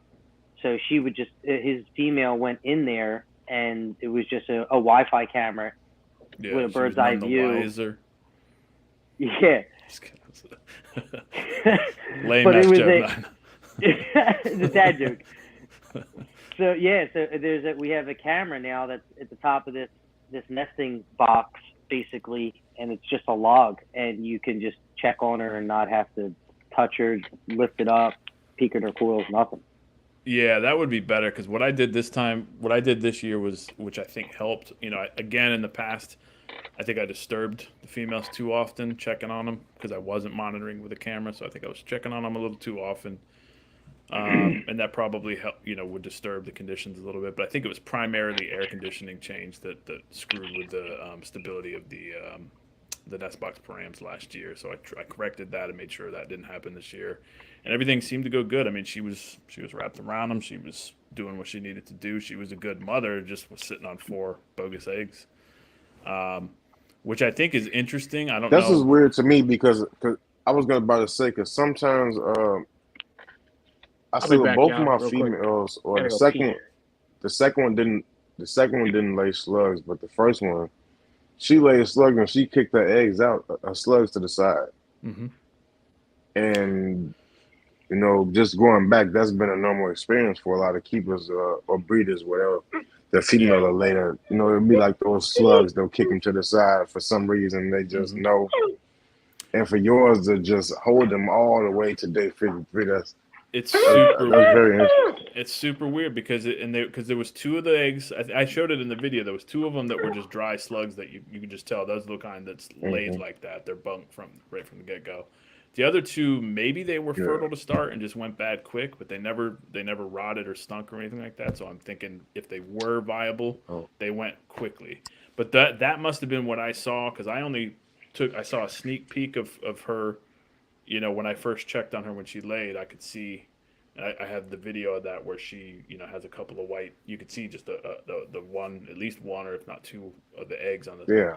top I coil. remember the video. I saw it. So to me, I'm like, it's not. I could tell it's not a huge clutch, but it didn't look like it was like that. So I was surprised that she stayed on them that whole time. Now, like I said, to me, I know it was Country Boy Chondro's kind of made a good point. I think he commented on something I had said, and he's like, he sees chickens and turkey fowl do that. Will sit on infertile eggs kind of indefinitely, and I don't know. I don't know of anybody that's had that experience with any pythons doing it. So I don't know if I probably am not the only person that's had it happen, but I don't know of any examples offhand that I've heard about. So I would love It to could hear be from other motherly people. instincts to protect and secure too. Yeah, like something just switches that maternal instinct on, and then they're waiting for specific cues to Hmm. switch it off. And if they never get them, then they're just in that state until you pull them out. I guess I don't know. Hmm. I'd love to hear some Yeah. input on that from anybody who's had an experience like that because that was Kind of like a definitely a first for parental me. trance or something. Kind of, yeah. I mean, and she, she was defending them anytime I'd open there. If I, I would just try to kind Oh, of. I saw. She was Couple definitely times she alert, was. flickering as soon Oh as you yeah, a came couple of times around. she was. Yeah. I mean, she was funny too. She even, I looked in, shut the top, and go to be done with her. She came flying out of the front of the box. Her head popped out of the box, and she's like, "What the fuck?" She was pissed. So she was defending him, and I just don't know why why she would have stayed on there that whole time. So you're always learning new stuff with that. That was definitely a new thing for me, and I would love to hear from other Hmm. people if they had that experience. To know what exactly what's going on. If anybody really knows, it's probably just anybody's guess as to why they're staying on there. But One day, there'll be some I people had a boss to do maternal incubation. Not right now that. though. You know what? It's funny with that because I made some jokes about that, and I think probably some people got some. I'm guessing some people were upset about a couple of jokes I've made in the last couple of years ago. But my viewpoint on it, honestly, He's like, ruffling feathers in these GTP streets. oh, I'm sure, and whatever, it's fine. But I just looked at it as like, I get why people are a little hesitant in terms of that you give up that element of control, but that element of control, Yeah. a lot of that's illusionary. You know what I mean? It's there's some degree of it you are in control, but you see, like I posted and made that joke. You see people all the time, all around the world for the last however many decades, set up chondro eggs in quote unquote, perfect conditions in incubators, and Yeah. I lose the thought I whole had my clutch first or clutch lose in perfect part of it. condition. You know what I mean? So I looked at it. That's kind of. Yeah, I never for had a lot of sure. fear with maternal because I looked at it as like, shit. I mean, if everybody was The having, mother knows best. yeah, and if it was like with ball pythons, people kind of got it down. It's like you got a lot of people that formula seems to be pretty down pat, and you do have some people with chondro or artificial incubation where they're they've got good consistent results, but that's not the case that's not overall the case for everybody. There's a lot of still a lot of failure, a lot of True. crashed eggs, a lot of shit. So I just didn't really see it as like being any riskier than the artificial incubation. I figured if I set up the conditions correctly for this animal, she's designed to do this. So she'll do Is what she anybody needs to else do. hearing the crackling sound? Is that from Yeah, me? I'm getting some feedback from somebody. Is somebody battery dying or something? Yep. Let me I'm getting feedback here. I'm gonna from try somebody. muting my mic. You tell me if it's coming from me. I'm gonna mute my mic for a minute. All right. No, it's not you. Okay. They do It's my not thing. you. Let me mute mine to see if it's mine. It's you. It's you. Yeah. That was you, Chuck. I mean, not No. Chuck. It's Trav. That's you, it's Trav. Trav.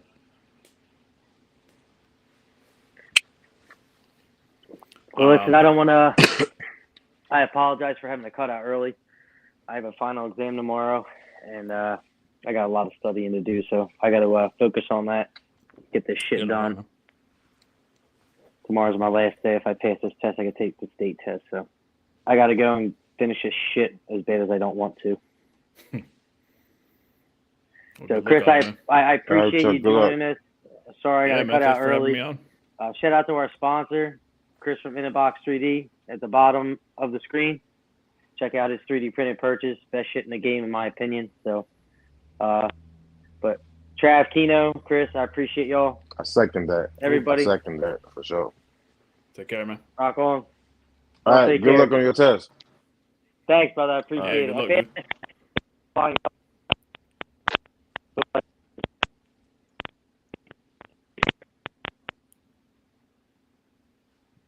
I'm at Crackle Fest 2023 now. I don't know what's going on audio wise. I think Travis just dived into a mosh pit.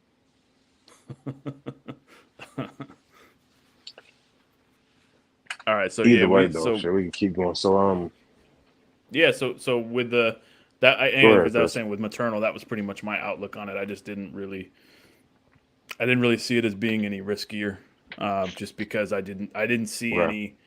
My viewpoint on it, not to be maybe it sounds like an ass, but I looked around and it's like people have been doing artificial incubation for the last couple of decades and still having this much problems.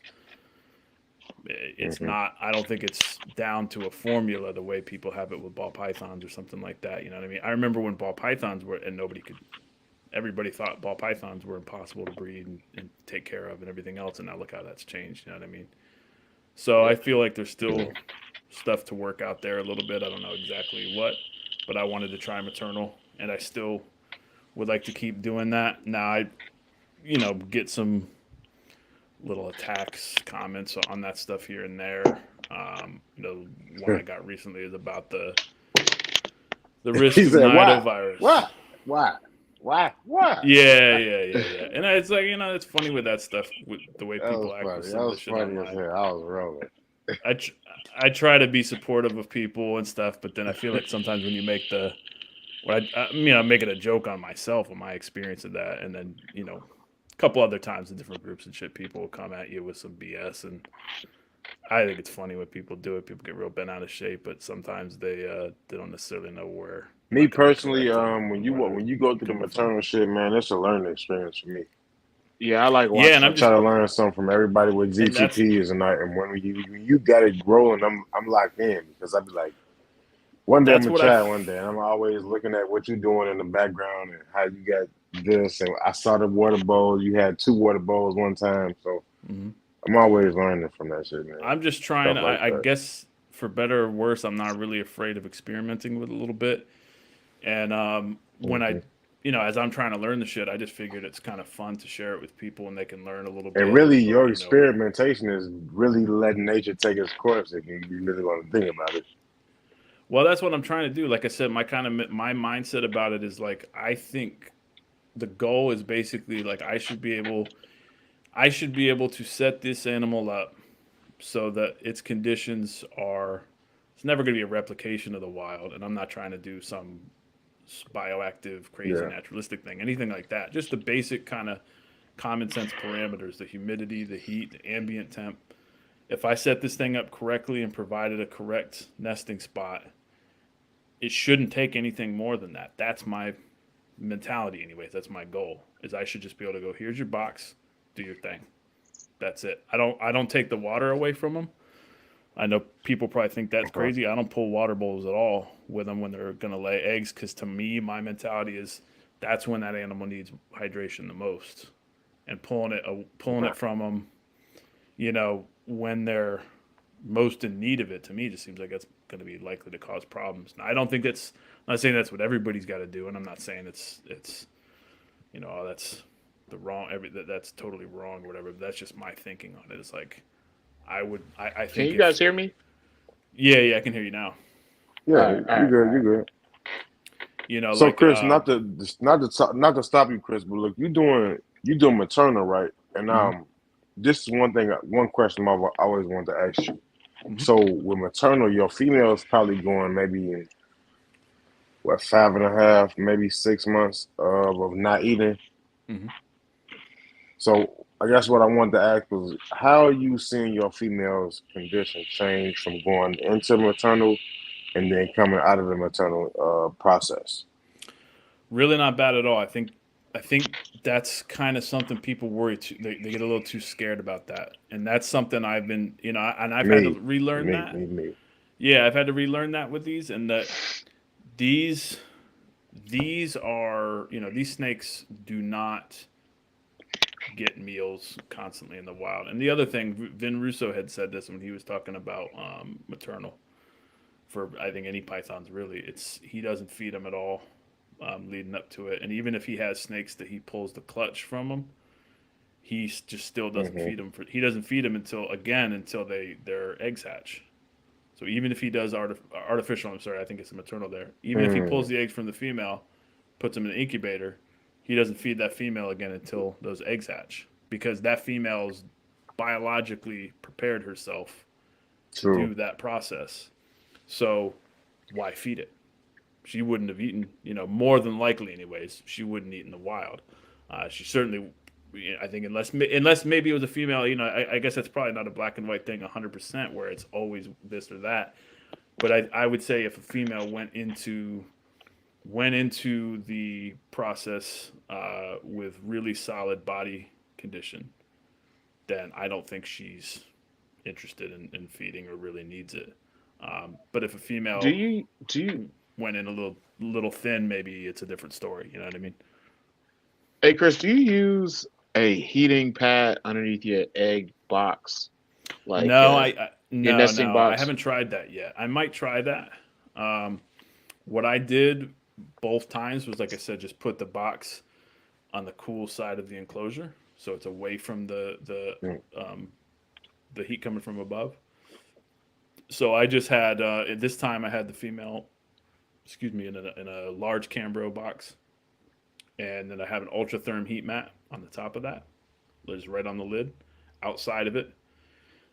That creates kind of the warm side, and then the ambient is usually between 80 to 82 on the cool side during the day. So, but I did bump up the temps a little bit in preparation for the nest box for this time around. So I bumped it up so where the nest box was sitting at like 83, 84. So just a little bit warmer than I would have. But I try to just have that with ambient. Now I know some people do the heat pad underneath. I haven't tried it yet. It's probably not a bad idea. But again, I've used it. Yeah, but I don't maternally incubate, so it's a different situation. Yeah, again, my kind of thinking on it is like, my goal anyways is to aim for, if these snakes have the proper ambient temperatures and proper conditions in general, that box should just be able to sit on the cool side and be right where it needs to be, and then she'll do her thing. That's my kind of outlook on it. I've been moving more and more towards ambient as the primary kind of goal. Like ambient temperatures is what I'm focusing on more for chondros and for emeralds. I think it's more important. Yeah, that's my view. I think it is, especially movement at night. Mm-hmm. Yeah, you guys have probably seen that. When you drop the temperature down, you give them a nice night drop. they'll get more active. You know what Yeah, I mean? Yeah, but that I've whole noticed room the needs to females be too. that whole room needs to be, at a decent temp. So Mm-hmm. like even in like my garage, it's still difficult to keep the entire room within like a giant temperature parameter, but Mm-hmm. it works. Mm-hmm. And I'll tell you this: when I was keeping it cool, so that when I would go out there, I would like it. The animals didn't seem to like do as much, and when I started keeping it, warmer in there, trying to get as close to ambient as possible, they just seem to do a lot better. They seem to be more active and Mm. everything. That was my experience too. So like, you know, when I started, so when I this is primarily kind of with emeralds, but I think it's I'm seeing it with chondros as well. As I'm kind of doing a little bit different with the chondros than the emeralds, not that much, but I'm trying to move more both species in this direction of primarily focusing on ambient temperature, and I'm really liking letting them have a pretty significant amount of fluctuation, not only throughout the day but from day to day. Because I look at it as like they're going to get fluctuation in the wild. There's nowhere that they're going to be living where there's just going to be a perfect temperature, all day every day. That just Right. doesn't happen. You know what I mean? It fluctuates throughout the day. It's always up and down a little bit. It's going to peak. It's going to drop down slowly. Not that they have a huge range of temperatures, but I mean within that reasonable range of temperature. I could care less if it's 84 today and 86 tomorrow or 82. I don't think I kind Yeah. of think just based on what I've seen from keeping some of them that way, they do seem to do better. It's kind of hard to put your finger on it, but Yeah, they look more comfortable to me overall, and they yeah. move Mm. around a With bit that more. with that higher with that Hmm. higher ambient temp, they just seem just to be It, thriving. and it makes sense. You know what I mean? That's what they're gonna have. That's one thing that I get a little confused about when I see people with like the obsession with temperature gradient within the boxes we keep them in. Because to me, it's like nobody's keeping them in. Hardly anybody's keeping these animals in truly big cages. That's Yeah, some people are. That's a whole nother thing. I've had a couple of people come at me with that shit lately, and it's like, dude, don't. If you're not keeping these animals in actually big cages, and you're sitting here, splitting hairs over a 6-inch difference in one direction or the other with the cage size, this is just nonsense to me. But most people are not keeping them in really in cages that are close to what would be that would give them what they can do in the wild as far as climbing and everything, and even as far as like Right. what they're going to experience with a range of temperature. But I think, you know, the idea that they're gonna, if the ambient temperature outside is 86 degrees, that's usually in the shade. So it's not, that's it's not like you go in the shade and now it's 72. It's not like that many places where it's going to drop down that low. So I think, and I kind of, that's just based on my little experience of going out. I started going outside and taking temperature readings and comparing it to the ambient temperature in my area and seeing how accurate it was. Going under the shade, checking under in the trees, under leaves and shit, something somewhat akin to where these snakes would be hanging out, and You went out. seeing You what was how outside how with your these temp gun. temperatures. Like, Yeah, just seeing how this compares. How does it compare to what we have in our cages and shit, and I just found most of the time if you're under full shade, the that's pretty close to what the ambient temperature for your local weather is. That's not necessarily the case everywhere. So I feel like that local ambient weather reading, that local ambient temperature, that's kind of their low end a lot of times during the day. And then they're going to get even higher if they're actually in the sun. They might get into the 90s. They might get into hundreds. But that's not something you can really do in a cage and very safely. right. You know what I mean? That's hard to We do. talking So about I think, outside. yeah, that's and I think like the way I'm keeping my emeralds, I'm keeping even gravid females with no basking spot. so just pure ambient. And I guess it's So not how are 100% you? true How are you because cycling? they get a little bit of a basking spot from the sunlight coming through the window. It does warm up one side of the enclosure, but it's only for a couple of hours. And then so it's interesting to watch how their behavior changed. Like the ones that I'm not keeping that way, they they don't move around as much. They don't do the same kind of activities. But the females, um, they don't really bask that much when they're not gravid. But man, as soon as they become gravid and then they have the post ovulation shed, it's like clockwork. They move over to that spot where the sun comes through, and they'll sit there for a few hours as it warms up. They'll get up into the high 80s or low 90s, and then once it's starts getting into the low 90s, then they usually will move off of it, and then they'll just move away, and then they just chill for the rest of the day. They just sit there. It's like they're content. They're not seeking out to bask anymore. They're not shifting constantly trying to find some perfect temperature, and then that ambient is sitting anywhere from low to mid 80s for most of the day, and again fluctuating up and down. And if it's an overcast day and it's cool out, then maybe they only get to 82 that day. Maybe if I'll just let it fluctuate like that. And to me, they just seem more comfortable that way. And it seems to be The a little bit more females seem a natural. lot. The females seem to be a lot more active with decent Mm-hmm. ambient at night as well, Mm-hmm. and they'll come And that down. They may not difference, always Yeah. come down from the perch, but they'll come down and they'll put their heads down to the floor, and you'll Yep. see them doing that a No, I got lot. one that'll come down from the But perch right before, I now. didn't see them do that at all. Well, if you think about it, the thing is like, Yeah, but before Oh oh, shit! go ahead. Oh, but Did you just get before struck I at? She changed just the ambient to the room, like I was gay. Jesus. she just I didn't catch that. Did she go Okay. for you? She tried to get you? Yeah, She I tried, didn't know she she was tried that to take some close to the door. shades. Dude, my one Trying to take female that Got my man's like shades. motherfucking fucking switched. shade. She almost got my hand. She can have the shade. Damn. My one female switched personalities after her the one Lucy that retained eggs last year. She was like Narco switched after her first she was clutch. aggressive. She was so She was sweet before aggressive when that. I I could first put her got with her. my son.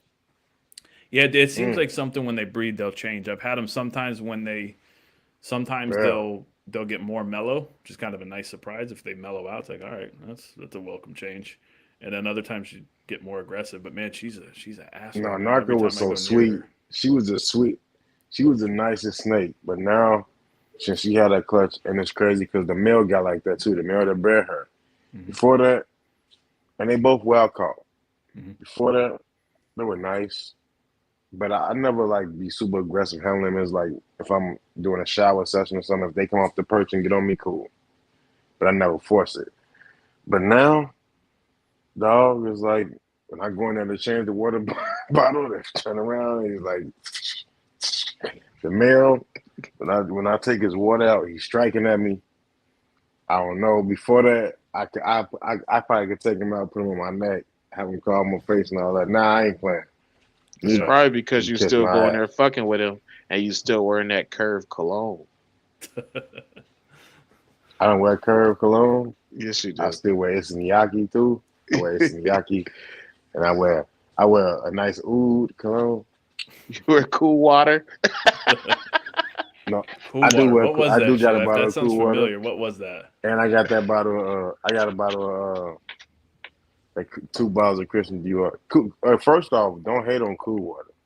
I'm trying to remember what it I was. will I not. heard. I I'm haven't not heard gonna that in a take. while. I don't. I'm not gonna take. That's the blue bottle. We're not gonna have no cool water slander in the bar room. I'm not First going off. there. I Hey, don't. hey, man, you know what I Especially found from a when I pimp. moved? Especially from a Sure. pimp. This where he at. This guy right here above me. We not finna Yeah, let no pimp slander cool water or my drink name is car. None of my that. name is Let not Slick Carl Charles, bro. Lagerfield. My name is not Slick Carl Charles. Lagerfield. You're not finna diss none of the old pimp cologne. Hey, I got a bottle of Calvin Carl Klein. Lagerfield. I was gonna tell you, bro, when I moved here That's the 4 pimp. years ago, The pimp. bro, That's the pimp do. I found my bottle of Bora Bora. It was like it had like cracked, like the top of it cracked and it leaked Shout out to everywhere. that Creed. But it was It You was got the so Bora, the purple bottle, the slender purple bottle. No, I had the tropical Bora Bora in that green tie-dye You bottle. can't tell me you weren't no pimp before. I know you was a pimp now. Yeah, the tie-dye bottle of cologne. Hey man, that tropical Bora Bora was something else, bro. Just know when y'all see me post pimp shit on my stories, it's It's all always about about him. it. It's always about that. It's all look, That cracks me up, man. all That right, one, the for one pimp. account in particular, you're always saying is him. That dude's look on that guy's face. That is not me, bro. Oh man, Chill the fuck out. I know it's not you. He's Man, always that's saying gonna- it's you. that's- He's always saying it's you. that's gonna be him in 30 years. Watch, that's gonna be him. I'm telling you, bro. He gonna have one dread that's poking out the back up under his hat. I don't even have, I'm not gonna stop posting that. That's you. bro. That's I your only old got 2 doppelganger in gold the rings, purple. bro. I only got 2 gold rings. I'm not at the quota, bro. By the time he retired, he gonna have all the chains the dude be having on, all the rings. He gonna be making them weird videos with his weird finger, all that. Watch. I was just thinking, And you then guys want to see the dude with the purple dude is him when he was younger. That's the dude that got I'll the have to pimp check. stuff, Yeah, the I'll have to Carl pay attention to that Lagerfeld, one. all that. Yeah. Did you guys? I was gonna That say, do you want me Carl to Lagerfeld show any white nigga. snakes at all, or? Yeah, if you want to I show don't know if something, they'll- go before ahead. you don't, tell me how you cycle, because you mentioned the emeralds, and I want to get off into the emeralds too.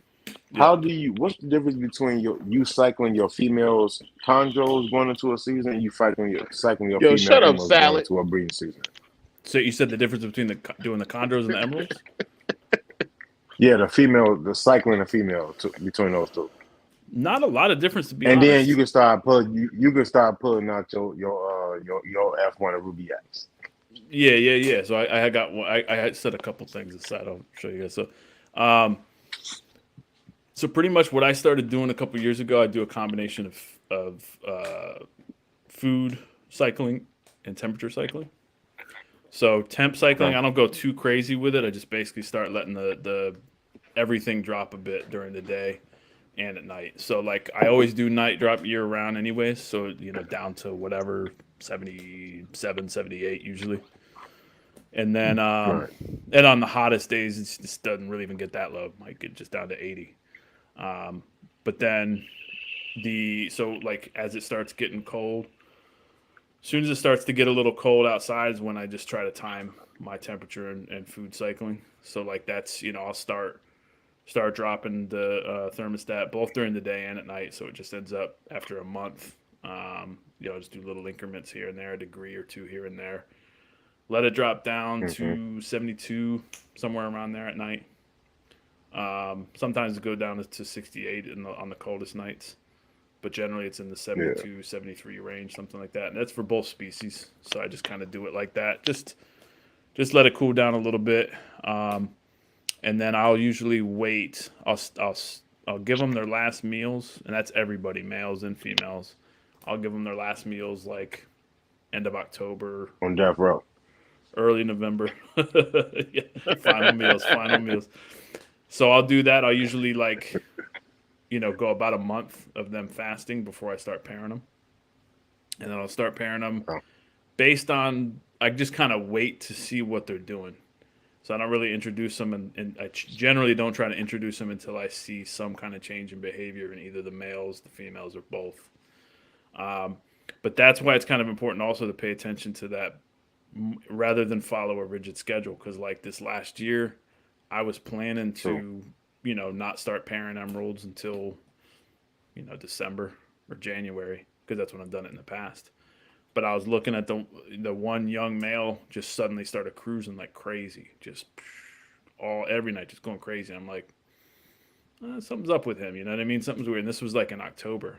It's a female giving off pheromones. Mm-hmm.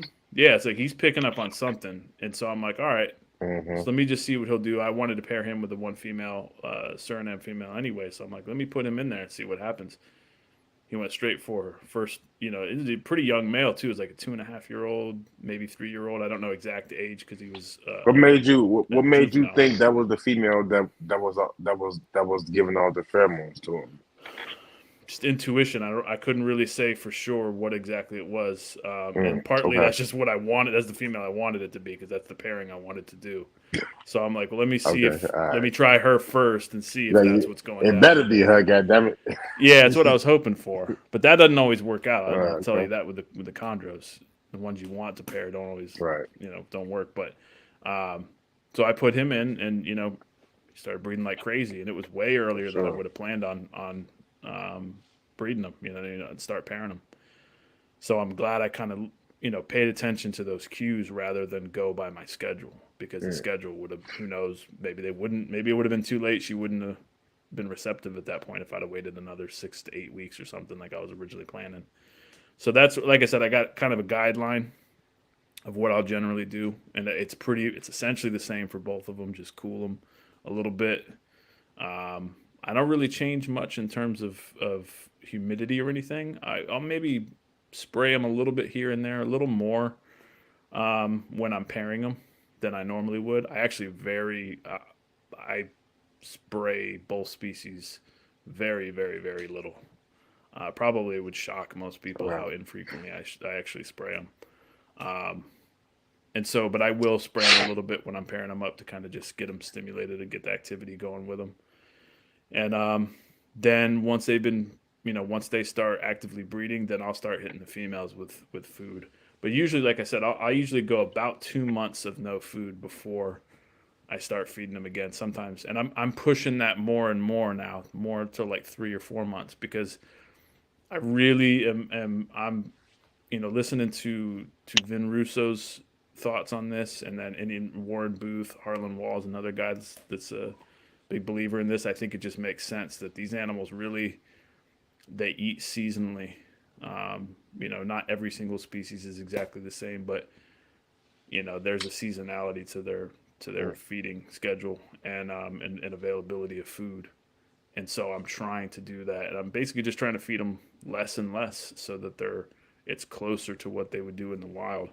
And so that, said about roughly 2 months or so in, and then if they start breeding, then I start hitting the females with food more frequently, heavier than I normally would, because usually for the emeralds have slow digestion, so you got to really be careful. You can't feed them like you can chondros. It's definitely, one of the biggest differences I find with keeping those two is that they just can't handle anywhere near as much food. They'll get so constipated, and even if they don't get constipated, they'll get obese quickly. Is that like that with the babies too? Yeah. They're emeralds. Just about everything they do is slower. Ontogenesis is faster. Even though the emeralds, they starting out on like rat pups, right? Mm-hmm. Yeah, I'll start at rat pinks or hopper mice. So, but Okay. they just don't. A chondro, especially for me, since a lot of my chondros are Biox. So Biox to me are sped up. They're almost like a colubrid in comparison to my Biox they move faster. So I don't know. I don't have enough experience with viridis animals to say if it's like that for everything. But my limited experience with viridis animals is that they seem to be more twitchy. You talking about Biox? Fast. Are you talking about Biox? Some of my Biox, especially I got one male Biox. Honestly, it's almost like a colubrid. He is like sped up. It's like he's on 1.5 or 2 speed compared to most of the other chondros. And that's in almost everything he does. He digests faster. He's a nervous wreck, more like a colubrid. His movements are more kind of jerky and spazzy. Everything about him. So in comparison to the emeralds, it's a stark difference. So it's pretty obvious. Your baby emeralds, they're not metabolizing as fast as your baby chondros either. No, definitely not. You know what I mean? The Okay. baby chondros, you feed them a pinky. Like I said, I feed them It seems like 2 days later. About every 3 to 4 days later. Usually, yeah, they're passing it 2 to 3 days after they eat it. And then even when they're on fuzzies, it's pretty quick. You know what I mean? It's not that dissimilar than some. That's true too. It's pretty fast. And then again, that's mostly with the Beox. I did notice even a little difference between the Aru Beox. So I don't know if that's the influence of them being a hybrid. I don't know for sure. It kind of seems like that, but again, I have limited experience, so it's just So are your basing on Ruby what X? I've seen. They're holding a little bit longer. Yeah, they hold a little bit longer, and overall their Mm. movements to me are more mellow, and the couple of Arus that I've had have also been like that. They just seem like they're a little more mellow in general. They're not. They just Beox are. It's like I mean they're Mm-hmm. moving like fast like that. So it But you reminds got me the of serial picking up. killer gloves on right now. I put those I put those on. Yeah. Well, No, you I did put this those on whole because I'm about interview to in take serial out. killer I was gloves, going to take bro. out one of the snakes, but hang Hey, on one second. hey, Chris, You a serial killer. Could you go get that one You Biak a for me, serial babe? killer. Babe, He is a serial killer. could you get that Biak? He's Thank the you. first man to do the whole show in latex gloves. Yeah, I'm gonna show. Say sorry. One second. I was talking to her. Yeah, I'm gonna bust him out in a second. I'll show him. So she's gonna go grab the one Biak I'll pull out. But it's a captive one, so it's more mellow. It's one of the 2-year-old ones. You're a serial Hey, killer. Chris, how many times Oh, have yeah. you rewatched the series Dexter? I've actually never seen it. I've never seen I don't that believe show. it. I I really don't never believe have. He's a Now, serial killer. people talk shit about me using the gloves, but the reason I do that because you gotta take into consideration. So I'm working with trying to establish No, captive no. wives. I'm only talking about the gloves from a serial killer standpoint. I don't Oh, understand exactly why you use them. okay. Yeah. But You're you did this whole ragging on me interview with with serial killer gloves on. that. Yeah, yeah. It's No, like that but video He's got the Stan when he killed he's got his the ER blue girlfriend was gloves driving around too. with her. I figured I figured these are less obnoxious on screen than the other ones, the clear ones. But so this snake is like pretty relaxed overall. This is a 2-year-old, Huh. about a 2-year-old Biak, and it's pretty mellow. But once you get it out, hang on a sec here. Once you get it out, it's still moves around. I think this one's a female. I'm not 100% sure. I always kind of personally feel like with snakes, the with the emeralds and chondros, that the females and males behave different right from birth. Like you can kind of pick up on those cues a little bit. The males are more spastic. Just one of your 22s or your 20s? It's a 21. Yeah, it's a 21. So this 21, one, okay. yeah. So you can see see that shape of the Biak, like that sharpness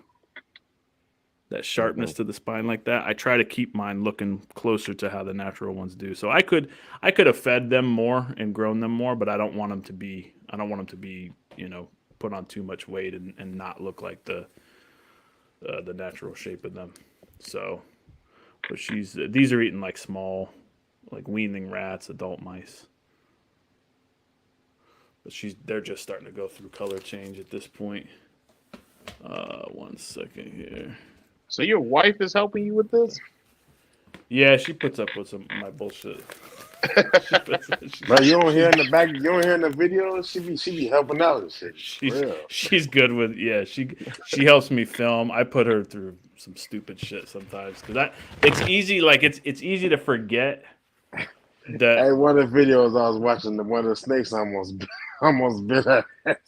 Yeah, and that's the thing. Like, sorry, babe. It's easy Sorry to about forget. that, It's easy to forget that, like, for most people, that kind of shit is crazy. You know what I mean? To have the snake coming flying at you. Yeah, we get so wrapped up in our own world. Yeah, it's very easy to forget how totally not normal this shit is. And Yeah. so she saw me I got tagged lightly, not even bad, but I got tagged lightly by one of my adult emeralds a couple years ago.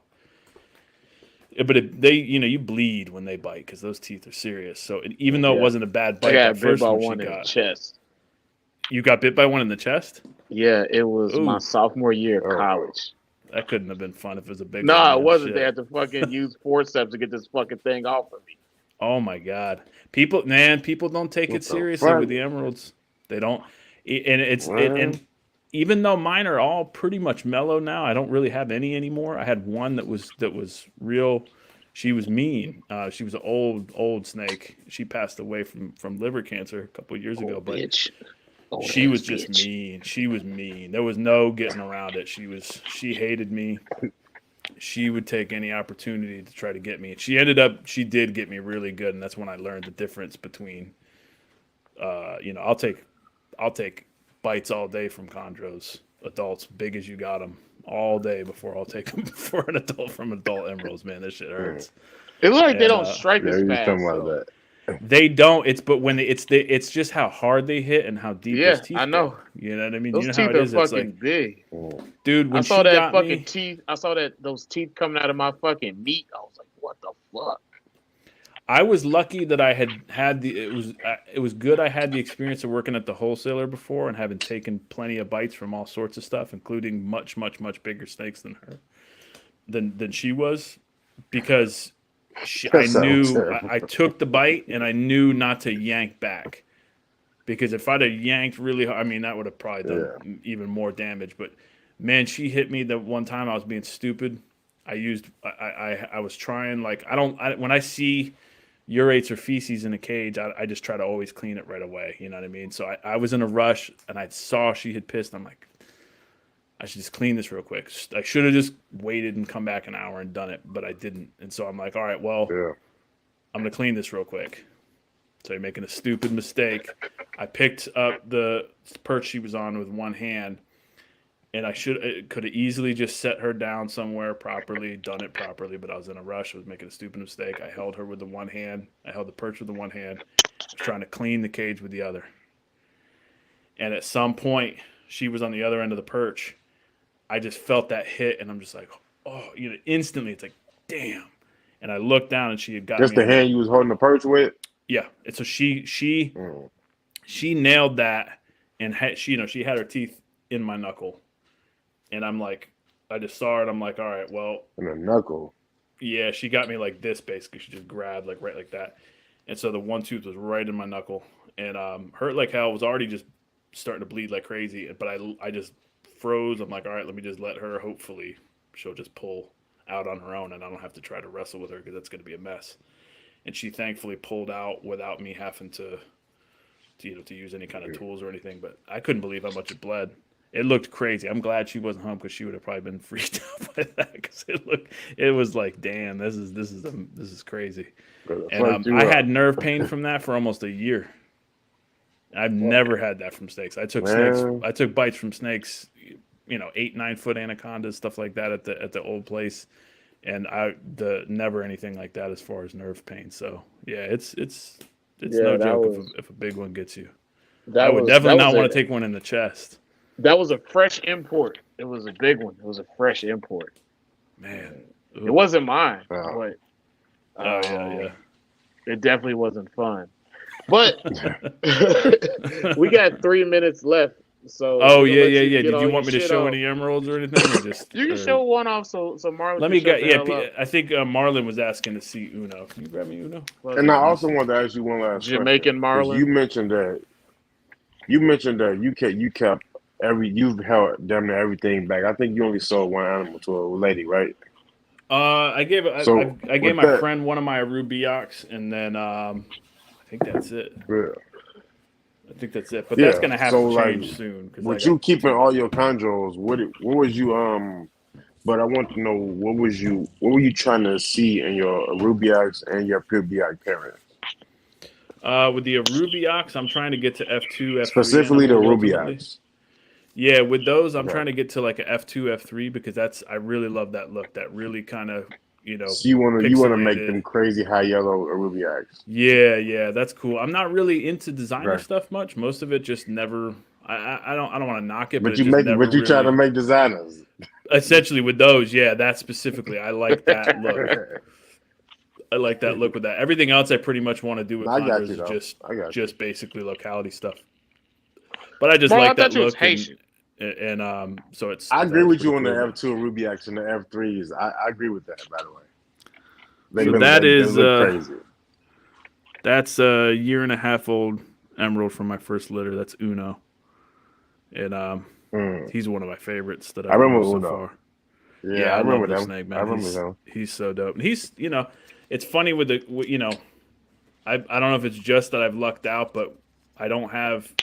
My Beox are way more aggressive and way way more inclined to strike or bite or anything than any of my emeralds. All my Bring emeralds out that are pretty bring chill. out that weird female that you bought. You got about 2 years ago. That was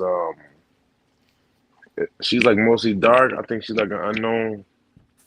Is that you talking about an Maybe emerald? she's anaconda phase or something. Yeah. Emerald. Oh, I bet you I know what you're talking about. I can take her out in a second, and It then was yeah, it's a dark wild caught animal that you just brought in like a couple, maybe 2 or 3 years ago. yeah, that one's super cool. I don't know what that one's gonna do, but I'm real interested to see how it changes because she keeps getting darker, and Hmm. she didn't look at I thought I got her because I thought she was gonna have high white because she did originally have it still kind of does have bold white pattern all the way up the neck.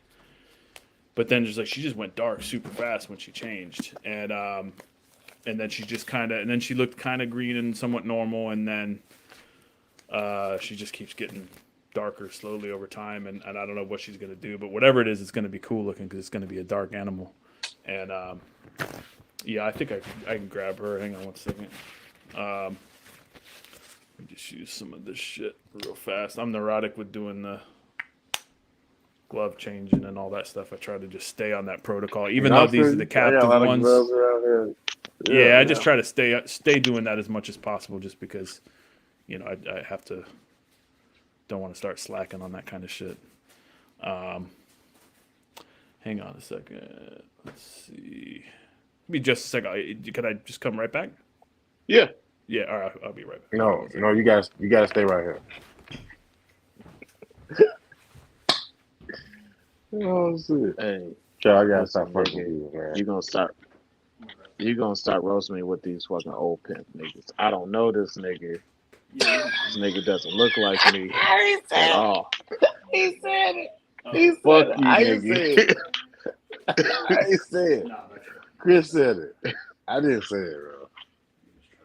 I didn't say. I told you, bro. We just had this conversation yesterday. I told you, bro, that's old tribe, man.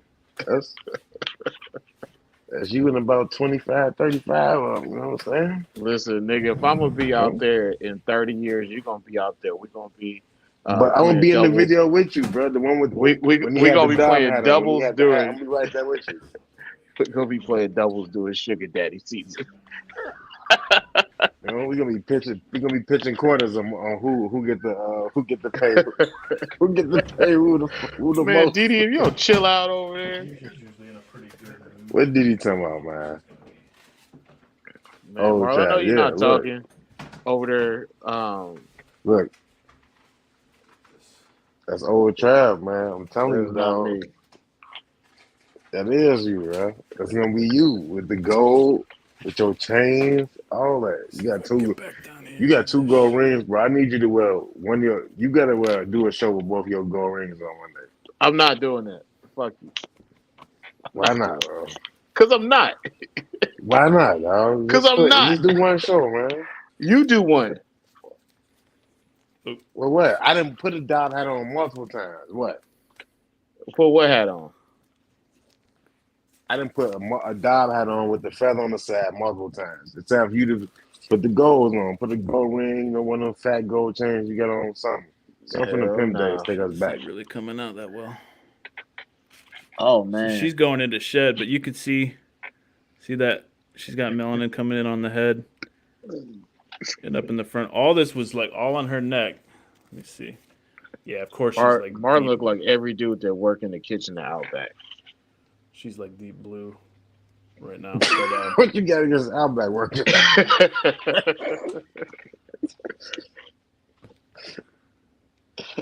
shit. Yeah. Yeah, I can kind of see. So she's just this is her. Yeah, this is her. She's in shed, so she looks Go like ahead. she doesn't look as cool as she normally does. But you see how she's got all that dark that's come in. So all this stuff, all that pattern on her neck was originally like pretty clean white. And So what? She got a couple more years before you bring her into the breeding rotation. Probably. I mean, I think I've had her 2 years, close to that. She was a really small baby too. She was a weird looking, like tiny little baby. So she's about 2 years now. So I don't think probably another 2 to 3 years. I think I'm not sure. I've heard some people say the females can go at 4. Others say you got to wait till they're 5 or 6. Yeah, Probably depends a lot on the individual female, but I think something true. like 4 or 5 at least, if not 6 for them. So it'll be a little while, and I don't know what she's going to do in terms of how dark she's going to get. I know Ed Marino has. Are you familiar with Ed's Draco, that Amazon basin he has? Yeah, He for said sure. Draco looked a little bit like what she's done, and that he took a long time to change, and kind of a little bit. Not that's the Mm, same thing, but a little bit like this. Reminded me a little bit. So that got my hopes up, and I'm like, shit, that'd be crazy if she went that dark. But I have no idea what she's gonna do. But definitely didn't go the way that I expected because I thought that clean white was all gonna stay yeah. and everything. So, but she's a dope, definitely How'd dope you looking how'd you stud. how you handling your quarantine process, and how'd you quarantine her? Well, so with emeralds, I go pretty crazy with it. So I started a couple years ago quarantining them in a separate building first. So I kind of do multiple stages. So I quarantine them in a separate building outside that's just naturally heated.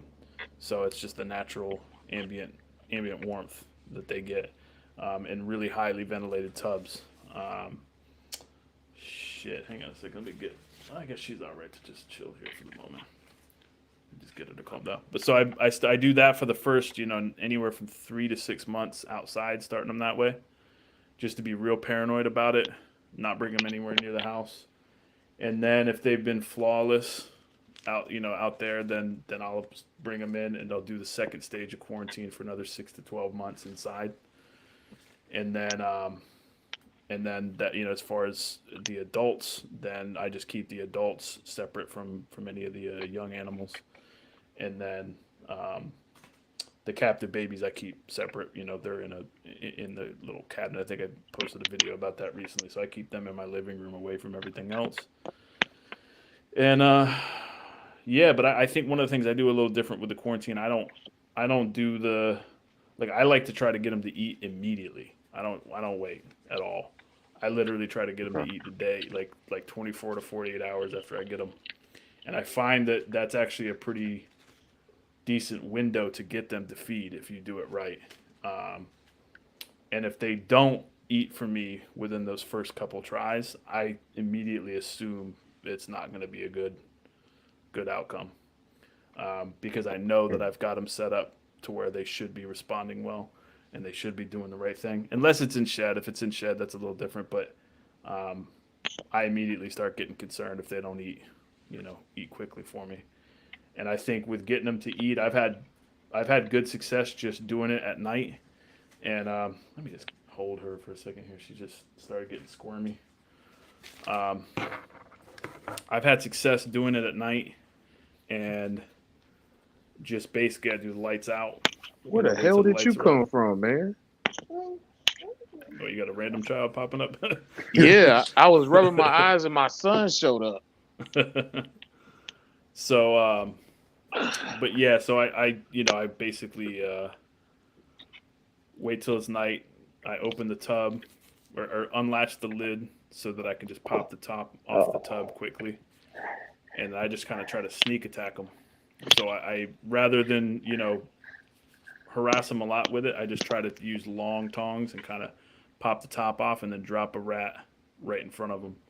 And a lot of times they just snag it. I think that it seems to get them to respond with more of like an instinctual feed response rather than stress.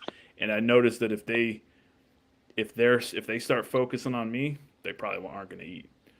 You know what I mean? So I try to Okay. take an approach like get it to not see me at all if possible. Go in there on some ninja shit with trying to get them to not notice you or at least not pay attention to you. And Yeah. and then if they take that first meal, then almost always they'll take the second one a little easier, and then it just gets easier and easier from there, and then they transition pretty quickly to being. I find them to be, you know, pretty easy to establish in most cases. But yeah, she's moving around now. She probably didn't want to be disturbed, but And I'm not quite as crazy about that with the chondros because I don't feel like there's quite as much risk involved with the chondros.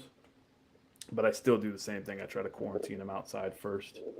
But I haven't really bought very many animals. I've just been producing stuff and holding shit and trying to kind of build up from a really small collection um, that is produced here and go from there. You know what I mean? But put her back here in a second. So this year I got an emerald litter due basically any day now from Artemis. Yeah. So I'm just waiting on her. She's at like day 129 or something, or maybe 130 tomorrow, I think. So she's gonna go sometime soon. Artemis. Yeah, she's the first one due. Okay. And that's like I said, they go anywhere from like one as early as like 115 to 120 days up to like 150, 160 days. My anaconda face female last year went 166 days. Did you name her Artemis after that chick from It's Always Sunny in Philadelphia? Yeah, she did. She named her after Always Sunny. Yeah.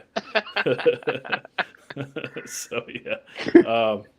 Yeah, people think I like named her after the goddess. I'm like, nah, it's just from Always Named her after an old asshole. So yeah, so that's pretty much what's been going on. Like I said, I've been kind of focusing more heavily on the emeralds than chondros, to be honest. But let's see. Yeah, and then I got those 2 litters. If all goes well and I get 3 litters of emeralds, I'm gonna be pretty damn happy about that. We'll see. But it'll be a few more months before the other ones are due. They're not due till later. Yeah, there'll be a nice rebound from the chondro class. Yeah, from getting beaten up by the chondros. Yeah, because last year wasn't very great. I only ended up with 3. I mean, this is the first year since I started breeding them that I didn't produce anything. So kind of sucks. But that happens. You know what I mean? That's the way that it goes. I didn't put in a lot of effort this year. I only did 2 pairings. And the other one didn't take, and so it just like I said, my focus has been kind of more on the emeralds than the chondros, to be honest. But I still want to do the chondros, and I still want to keep building up. I'm hoping maybe, I'm hoping I'll have some luck with the Arubiox doing F2s with that in the next couple of years. I think those should turn out really nice. Are those going to be sibling to sibling pairs? Well, I want to do probably a sibling to sibling pairing, but then I also want to do some outcrossing with some pure Biak, and so they'd be like 75-25, and just make sure I keep everything labeled clearly what it is, and then I'd like to get some outside blood, from somebody else on a Rubiak to cross into that as well. I don't want to go too crazy making tons and tons of those. But I just would like to make some. I think they're cool looking, and I'd like to see, like I said, once you start, some of those F2 and F3 Rubiaks are amazing. You know what I mean? Those are the main kind of designer type of stuff that I've been drawn to as far as that. Although I love the look of that snake Jamaica that you have. I don't know what she is. I like you with Jamaica. Jamaica is a female. Okay. Jamaica is that's a designer. She's from the Black Pearl lineage. Yeah, that looks cool. And she's, how old is she? She is 3. She just turned 3 in June. So she's holding that look, right? It's not just fading out and. Nah, she probably got like maybe it's probably about 7 to 8 scales or something like that that's fizzling out, but. No, she probably like 60 to like 70% black. Yeah, nice. Yeah, that's a super cool look. She got a couple more years, but yeah, that's gonna be some shit where I probably have to hold everything back like you doing. Dude, it gets ridiculous. And she was a yellow Neo. She was a yellow Neo as a baby too. She wasn't red. Yeah, I'm not that dude. That's something I ruffled some feathers with jokes about the yellows and red stuff before because I love yellow Neo snakes. I like the reds too, but I just don't like getting into some of the shit in the community with people where it's just goofy to me. It's like middle school stuff like yellows are lame, reds are, you know what I mean? Some of that shit just, I don't know. To me, it's kind of goofy, but I've seen a lot of really dope yellow Neos turn out to be amazing adults, and I've seen plenty of reds turn out to be nothing to write home about. Now it just Green depends on what snakes. you're into. It all depends on what you're into. You know what I mean?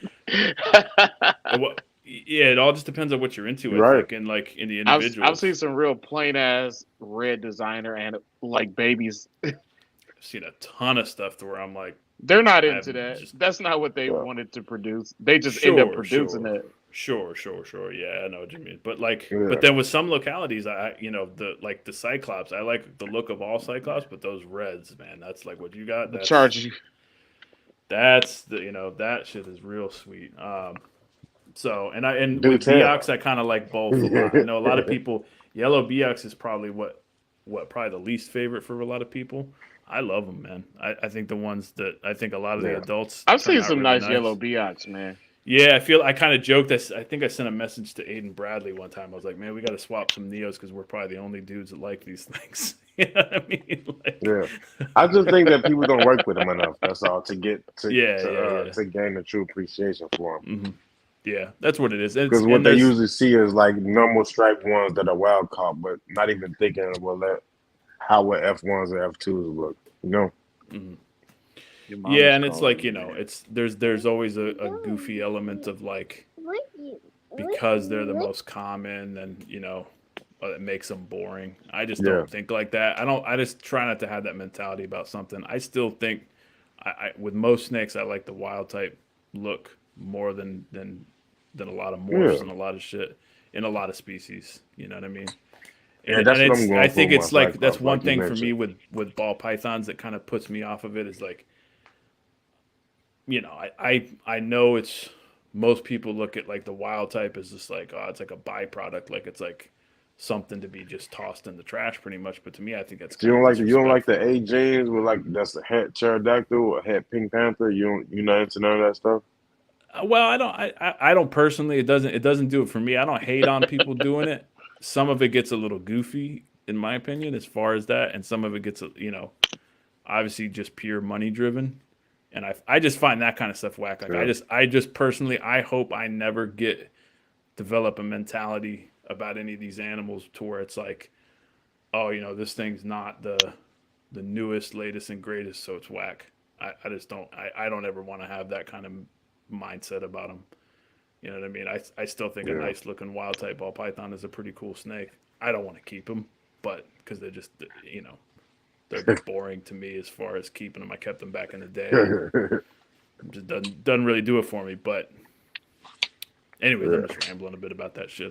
I'm not trying to talk shit about ball python guys. You know what I mean? I got friends that breed them and they're passionate about it, and I respect all that. It just doesn't do it for me.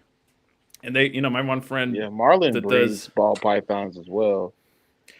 Different, some people. I tried to turn my friend Barry onto chondros and emeralds. I mean, I would just give him one if he was interested. He doesn't. He's just like green snakes. He just doesn't do it. Marlon also sells some incense and roses. Some people just once like the club lets out. and he sell body oils. Those little flashy he sell those fragrance roll-offs. He got Egyptian musk. Marlon said he impersonated Muslims to sell bean pies on the corner sometimes too. Oh, shout out to the brothers. Shout out to the brothers that selling bean pies. The FOI brothers. Navy bean pies and suits. 100 degrees up there, but y'all be out there. Yeah.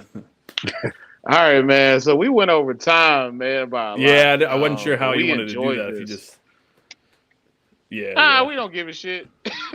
I mean, you good, Chris, man. Yeah, I'm good. If you get on the road, man, we don't give a damn, man. We ain't finna cut you off. We're gonna let you finish, man. Yeah.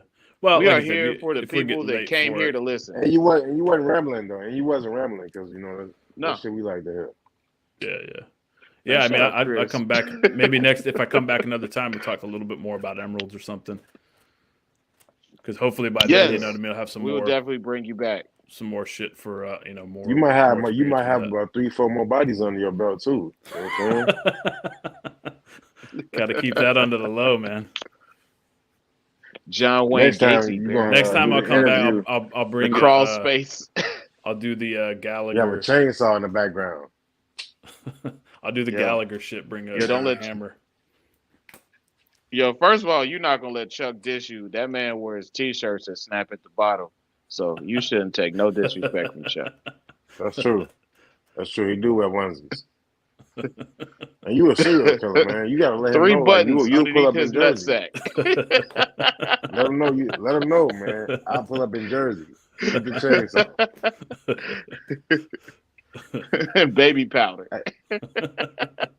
See, Chuck. That's why you bald, Chuck. You say stuff like that, Chuck. You know what I'm saying? You bald.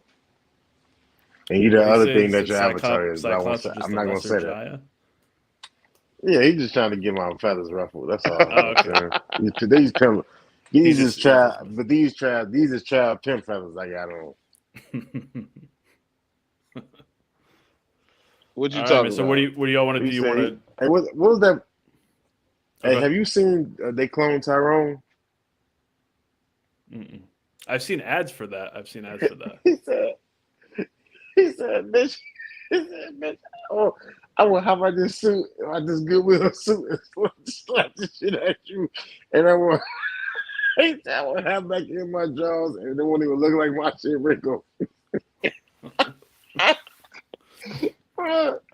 Y'all gotta watch this movie. Hey, Is that on definition Netflix? of What is Memphis. that? I think I saw. An That's ad for it Keno right recently. It's there. a That's the definition pimp of version Memphis, of Keno for sure. right there. What that It's movie? the is? definition of Memphis. Dude from Memphis. He from Memphis, man. I think they modeled him after some Memphis pimps. It's like the story of Travis. It's not the story of Travis. They didn't clone Travis. But no, Chris, we man, had a good we time really tonight with appreciate you Chris. putting up the night.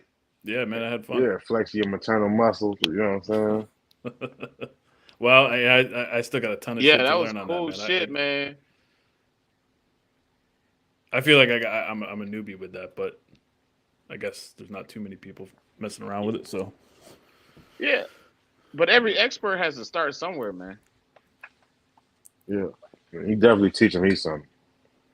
I hope people enjoy it. As I'm learning as I go and trying to share it, and hopefully there's some lessons in there.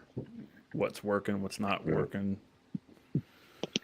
all that kind of shit. But Shout out to our we gonna sponsor sign too, off man. of here. If y'all need purchase, holla at Chris at the bottom of this for in the box 3D. Yeah. Use that, holla that at Chris code, and also Chondro holla Bar at Room Ryan. 20. Oh yeah, right. You said Ryan Burke's got he's got a sale. Yeah, going holla on. at Ryan too. Mhm. Ryan Burke. Yeah. Yeah, he got some on them for sale. He ain't one. Chris, man, this been one of them good episodes, man. This is the first episode that we got like a known serial killer on. We might have interviewed previous serial killers, but we didn't know. But like you, like with the gloves and the hair and the mysterious look, yeah, we love that shit, dog. We appreciate it. You know what I'm saying? And if we ever see you on the news, Chuck might be one of those I'm serial killer not gonna cops. say nothing. All right, you got my back on that. I agree Chuck with might that. be one of those serial killer Yeah, cops. that I'm not gonna kills say homeless nothing. people. I don't snitch, Chris. So I ain't snitching. Good to know. But, Good to know. Yeah, Chuck looked like he killed homeless people and he kidnapped prostitutes. Yeah. Shit. Tuck might be a serial killer too. He might kill people. He might kill dudes with ponytails. Every time I see a dude with a ponytail, It he gets enrages him. enraged. Yep. The jealousy takes over. He can't handle it. All right, Ball man. rage. I gotta All go right, get this. I gotta get this little boy to sleep. Hey, say good night, Silas. Good night. Hey, tell Man, Chris, it Uncle was Keenan great you having are you not on, Chris. We the appreciate descendant it. of pimps, bro. Yeah, man. Thanks for having me on, y'all. That's it. Yeah. You see, he got that hair. Good night, y'all. It's gonna be straight. Hey, in 2 years, baby mom gonna be his straight. His gonna be at perm. Straight to the motherfucker. Isla's baby mongrel. Both of them gonna Good be night, perm. y'all. All right, They good have night, y'all. The brother and Shut your sister pimp business. Shut your ass up. Good night, y'all. All right, bro. Get up out of there. All right, y'all. Till next